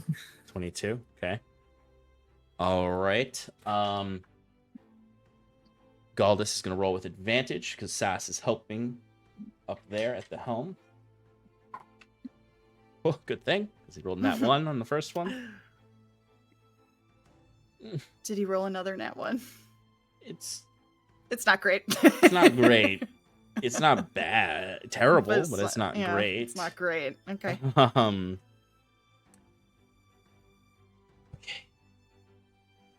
He rolled a Too many 13. cooks. He rolled a 13. Takes a lot to make a stew. The crew is back in order, with Jacquette helping Elmira, inspiring the crew, but also helping with the chain of command and keeping the crew. I almost imagine there's like Jacquette, correct me if I'm wrong. I almost imagine he takes his drum out a little bit and gets a rhythm going to the crew, working to keep them moving through the storm.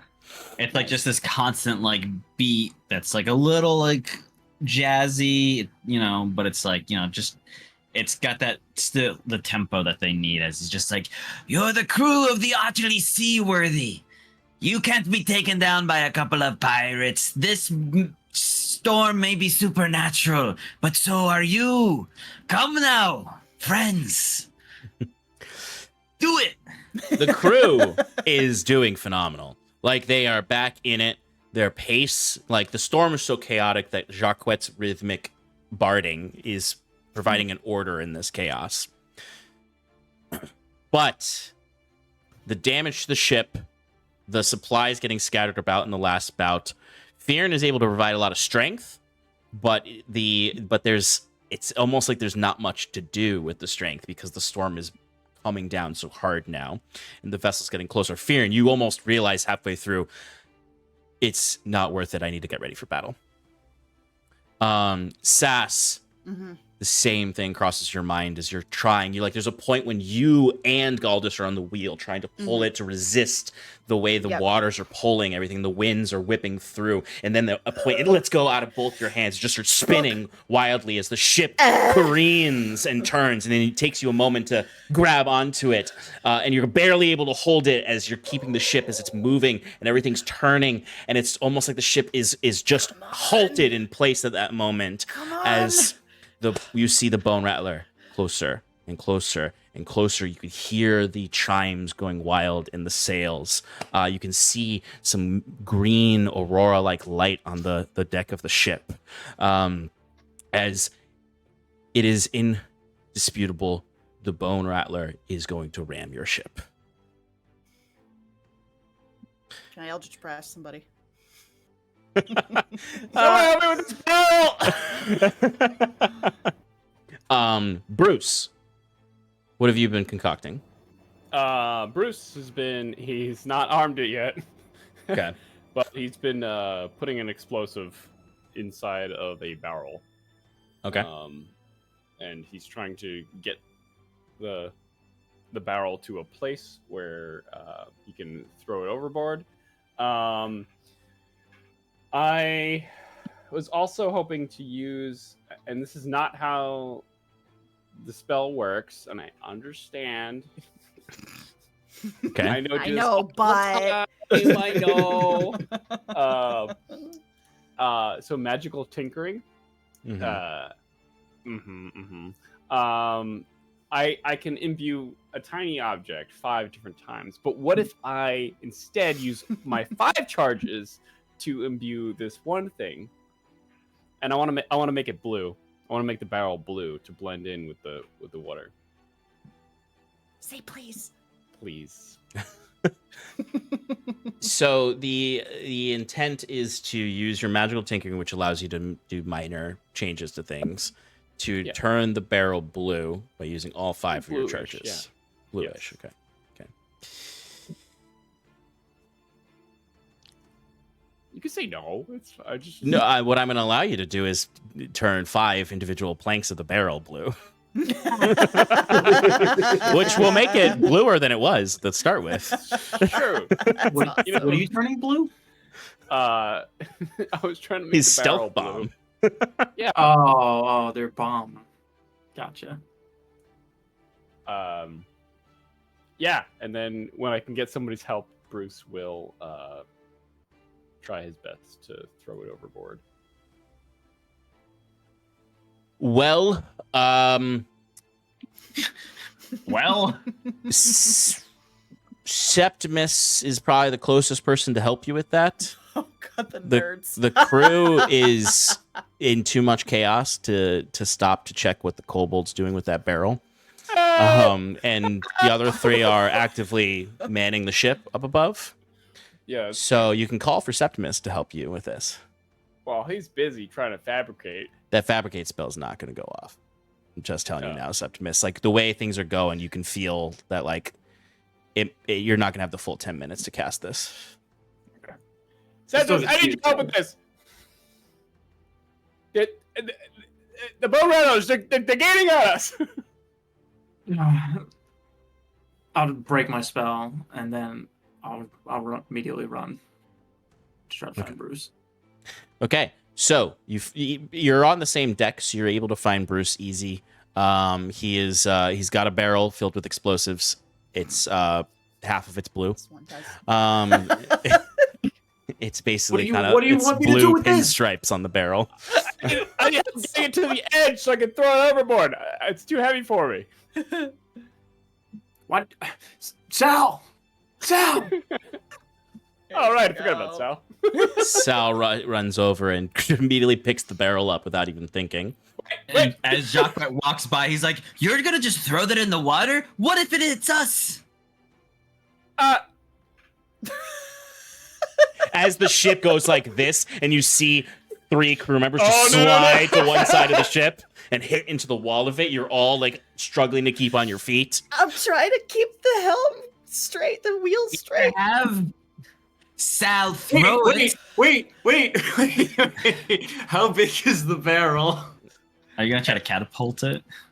I can't catapult it. How big is the barrel? The barrel is I would say like half the size of a medium creature. You know, it's not like full size, but it's, you know, probably like Hell a decent barrel. It's a cargo barrel, so it's. Wait, does it have a cast time? No, it's an action. Fuck Its yes. weight is 70 pounds. I'm going to cast animate objects On the barrel. on the barrel and just have it fly towards the ship.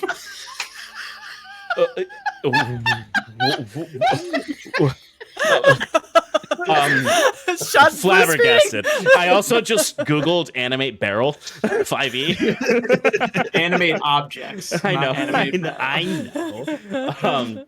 Holy Amazing. shit. So, okay. So let me just read the spell real quick. Each arcana is 2 large. Choose.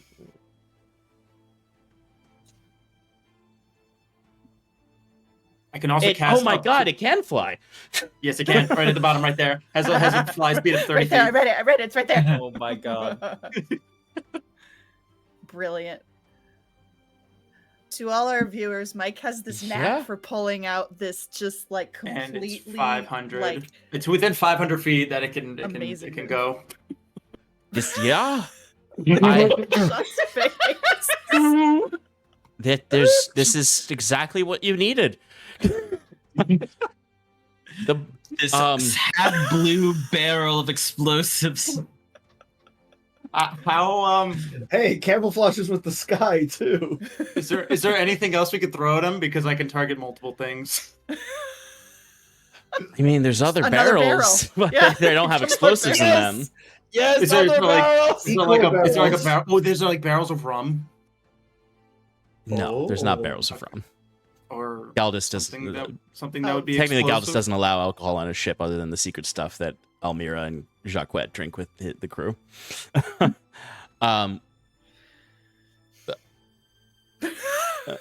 We'll just stick with the one barrel. Let's just stick with the one barrel. because- Let's stick with the one barrel with Bruce's explosives in it. So this is all going to be happening really fast. So please explain to me exactly what you do.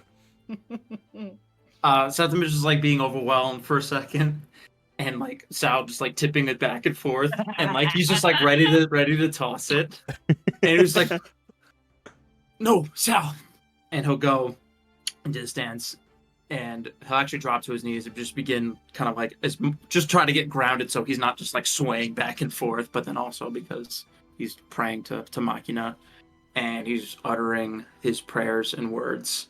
And he's just like focusing down. He's like literally looking nothing. He has his eyes closed, and he's just like speaking words. And you just see the barrel just like rise up from Sal's hands as he looks up, and then it just slowly Tell me moves. Express Links.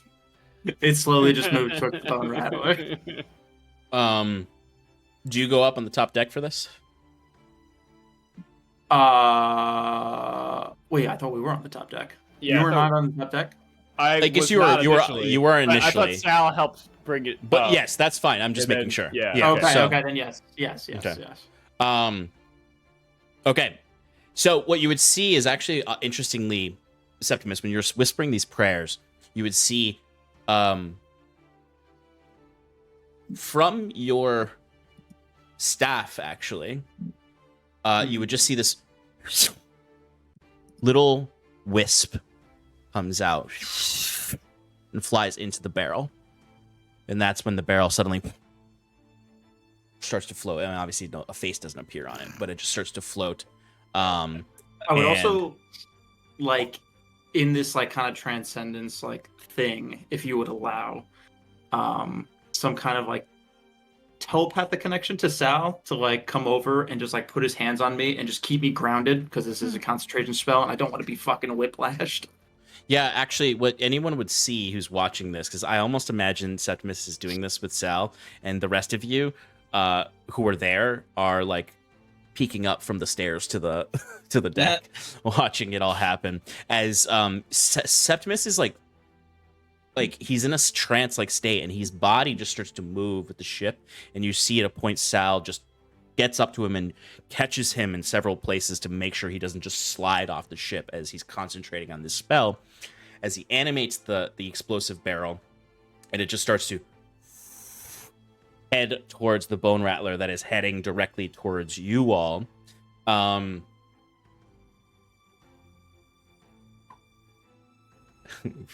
fucking blue paint. I rolled a perception check to see if any of the crews Sure. see a barrel flying at them. They didn't roll very well. This barrel's just going. Bruce, you set up the explosives. Did you arm them and everything before they went out? No. I imagine Bruce did right before it left. Yeah. Yes. Yeah. Yeah. If you didn't, I'll Eldritch Blast it for It's you. alive. It's Yeah. gonna arm itself. Or It's it's okay. It's okay if you didn't. I can have it make an attack. They were just smashed. Oh my Yeah. god. Okay, so this ship coming towards you, moving at top speeds. Barrel coming at it, moving at its top speed. 30 feet. Septimus, what does it look like when this? Actually, Bruce and Septimus, maybe the two of you can kind of co-author this. Septimus, I'll let him decide where it hits. yeah, where does it hit on the ship? I wanted to hit like lower, not like higher on the ship. I wanted to be like kind of keep enough height from the water, so like a wave doesn't come and like splash or whatever. Mhm. But as it's like getting closer to the ship, to try to drop down and hit it. Yeah. On its hull. or the mast. Bruce, what is the actual explosives that you've put in there? It's a combination. It's of fire and shrapnel. So Okay. it's a large concentration of explosives. Yeah. Okay. So I'll narrate what happens. Your ship's moving. Sass, you're keeping the ship from completely going absolutely AWOL and just moving around. It's actually very disorienting anyone watching the barrel, because as soon as it leaves the ship, like the ship is moving erratically, so you almost like lose vision of the barrel. Probably looks like the barrel just like stays in place as the ship just keeps moving. Exactly. That's exactly what it looks like. And then the barrel is just heading towards the Bone Rattler that is like almost like bouncing a little bit on these waves. And there's a point when the Bone Rattler, anyone looking at it, Sass, I imagine you're keeping your eyes on it, sees like arcs of lightning starting to form around the ship as if they're about to do something to you, like they've done in the past with lightning magic to set fire to your sails. And as soon as that lightning starts to charge up, there's this moment where the Bone Rattler bounces almost. It comes up on a wave so that its belly is somewhat exposed, that the barrel just...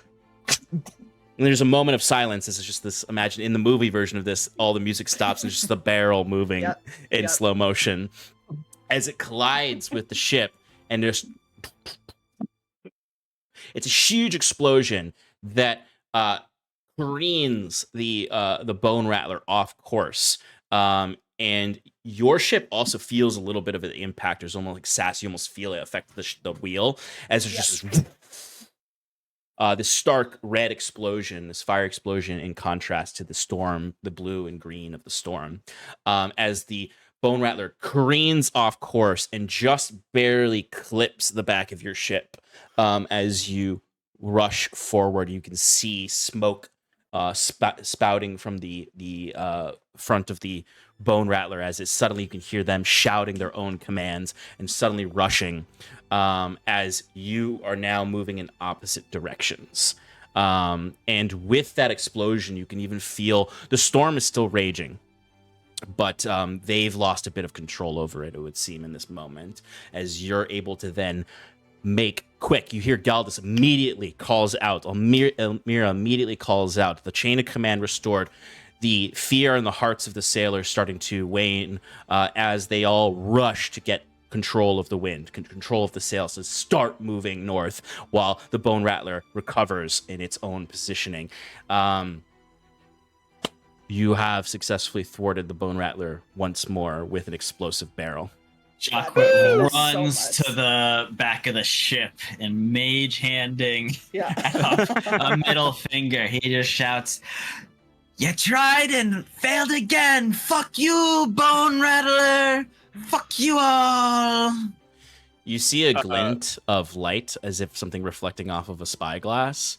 As Jacquette, there would just suddenly be this like small bang, and then a small bullet just flies through your mage hand.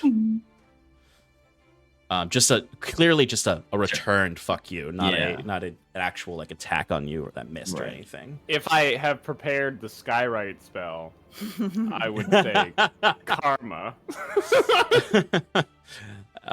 As you can just see sort of this billowing black smoke now coming off of the front of the Bone Rattler ship. Another serious blow to the vessel. As you can see that static, those arcs of lightning dissipating from the ship, the aurora dissipating from the ship that you saw, Sass, looking back to it. And like you're actually like fairly close to each other in this moment where you can see the helm of their vessel and you can see the captain there staring back. Alina. Mm-hmm. I imagine like we both are kind of holding the wheels of our ships and having like this stare down, and like I don't know, I imagine like she never thought much of me when I was on the Bone Rattler, so like I'm gonna try and stand up really tall and just hold this and like just stare right at her. Can I throw a boulder at her? No. Where are we finding a boulder? He's got his maul that can shoot the boulder off it. Right. Sass, you would hear a voice in your head just whispering, reach out. To her? Reach out. What? Reach out your hand. No, Reach out your hand. no, we Ship just, will be ours. The ship will be ours. Reach your hand out. No. We were trying to get away. No, Do it. no, I don't want to.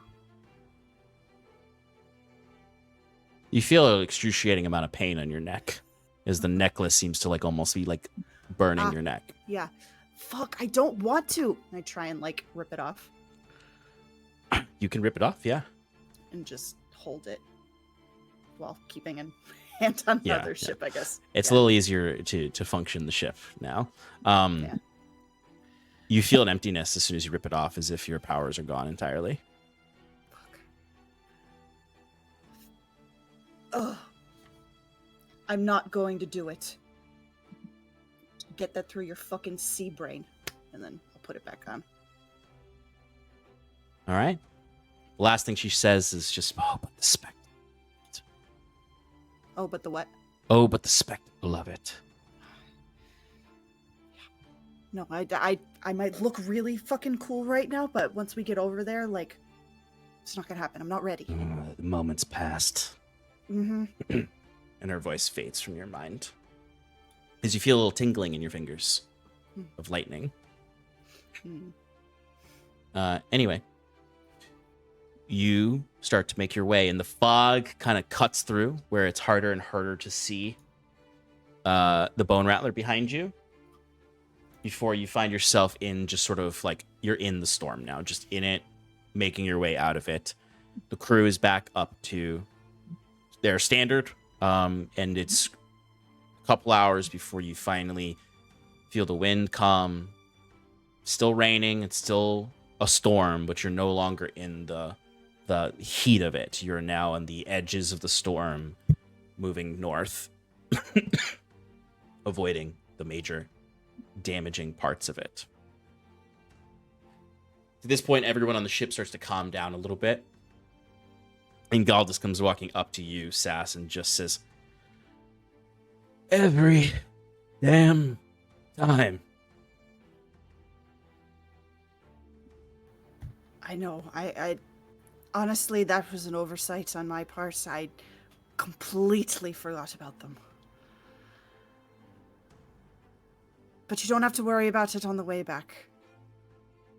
Maybe. I'm so sorry. I'm sorry. Truly, I'm sorry. What can we do to make it up to you? Don't worry about it. No, but I'm going to. Off the wheel.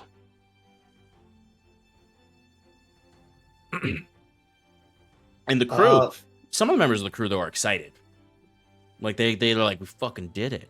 And this is like last time Galdus was excited when you guys encountered this. Now he looks a little tired of it. Yeah. He's like, I had my adventure for the year. But the one time we were attacked by them. But some of the crew are really like, fuck yeah, we did it. We can take on any pirate we fucking see in this entire ocean. You know, we need to get some fucking cannons. Like, some of them are really like into it. They're like, we need to be ready next time, but they won't get away. Like, some of the crew are starting to have their own like delusions of adventure from this, because they're usually just shipping around fucking textiles and grain. They seen pirates, but nothing of this level, and never having the like strength of an adventuring partner behind them to deal with them. Hearing the one-sided conversation she was having, Fion's gonna walk up to her and just say, you know, if you really cared, you would have done something about them. I saw you,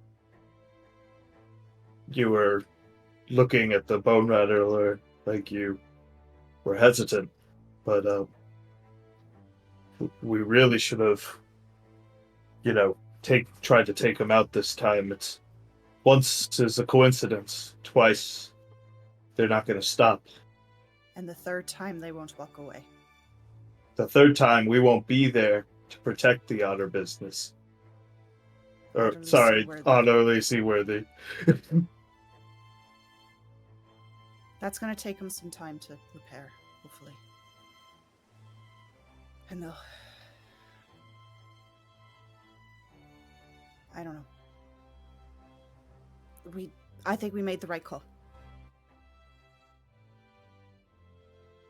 Coming over to the two of them from the rear of the ship, Jacquette's all like, my friends, putting his arms around them both. We did it! We did it! But that's twice now, It is suspicious. And he like gestures over for Bruce and Septimus and he goes, something is amiss. I think they can track us. That's a good thought. Hey, Septimus, you got any of that magic detection ability? Look for any sort of divination magic that might be lingering on either the ship or any of us. Yeah. Let me see. Of course, it could always be that their sea witch and our sea witch have the same patron, and maybe she's trying to play them against each other, huh? And he like gives a little playful punch to Saskia's shoulder. As all the color drains out of Saskia's face. No, my friend, I'm joking. I'm sure. No, but it's- That's true. I'll do a detect magic. Well, other than your friends glowing like beacons because of all the magic items they have on them now. And that one little piece of magic on Bruce that you always notice that he's always super protective of. Yeah. Let's just bring that to the forefront. The one thing that he doesn't let anyone touch or see, refuse to let anyone deal with it, that you saw wasn't looking great the last time you did a detect thing. a detect thing. But divination wise, as far as anything out of the ordinary, you didn't see anything. No scrying orbs, no sort of aftermath divination that you would have noticed. Nothing obvious, nothing that you would expect to see if there was a magical spying happening. I got nothing. I think Jacquette's right though. How are they tracking us? I mean, I don't know if it's specifically us or they're just going after whoever's in the sea. No, it's personal. It mentioned that if we're ever on the sea, they'd come find us. Yeah. A threat long ago. There's something going on. I don't know. Well, next Yeah. time we encounter them, maybe we be a little more prepared. And we take the fight to them. End this once and for all. So do we purchase cannons or something? What do we... And then, like, making sure that none of the crew are around, Jacquette lowers his voice and goes, maybe we just get a better ship. With crew that's actually prepared, like a privateer ship. Nothing against the utterly seaworthy, but they are I don't want not... to put them through this again. It's the second time. Right. That's Yeah. What if we turn around right now? Fighters, these are just mariners. What do you mean turn around right now? You know, Go back to we'll them? have Bruce set up another one of those bombs and I'm Finish spent, them dude. off. That took a lot of energy out of me. That was the biggest explosion I've made. Let's take this as a victory. We made it. We barely just made it off. That was a complete gambit. Also, Also, how'd you make that? Bob clearly. That was That really clearly was not fucking walking. cool. That was just very quick thinking. The Septimus. past months of just keeping up with my prayers and proclaiming myself to Machina. Okay. It's always comes back to this fucking bullshit. As I mentioned, like the camera funny like that- pans out. I've never pictured, praying to a god being like, "Hey, can I animate this object? Can I just make this, this piece of wood float The thing that around?" I'm trying to explain is that all things are can converge. It's like everything in the universe is separated, and it will all become one. Stop!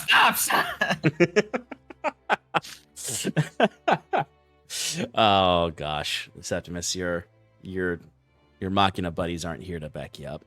No. As they're recovering from their addiction.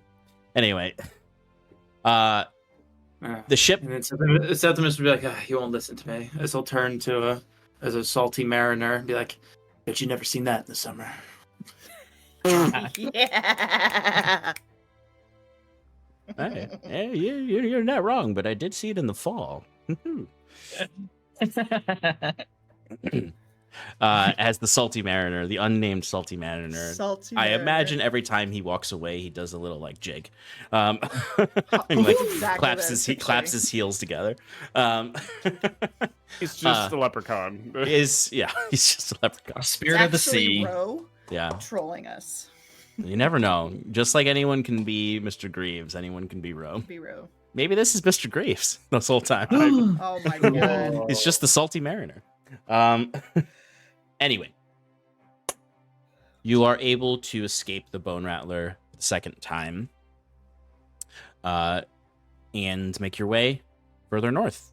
This was the 6th day of travel, so you have about somewhere a little over 4 days left. You are leaving the Midlands now and entering into colder waters. This is where you start to notice snow, like not just little flurries of snow that stay on the ground, actual snow and large hunks of ice. Monkey.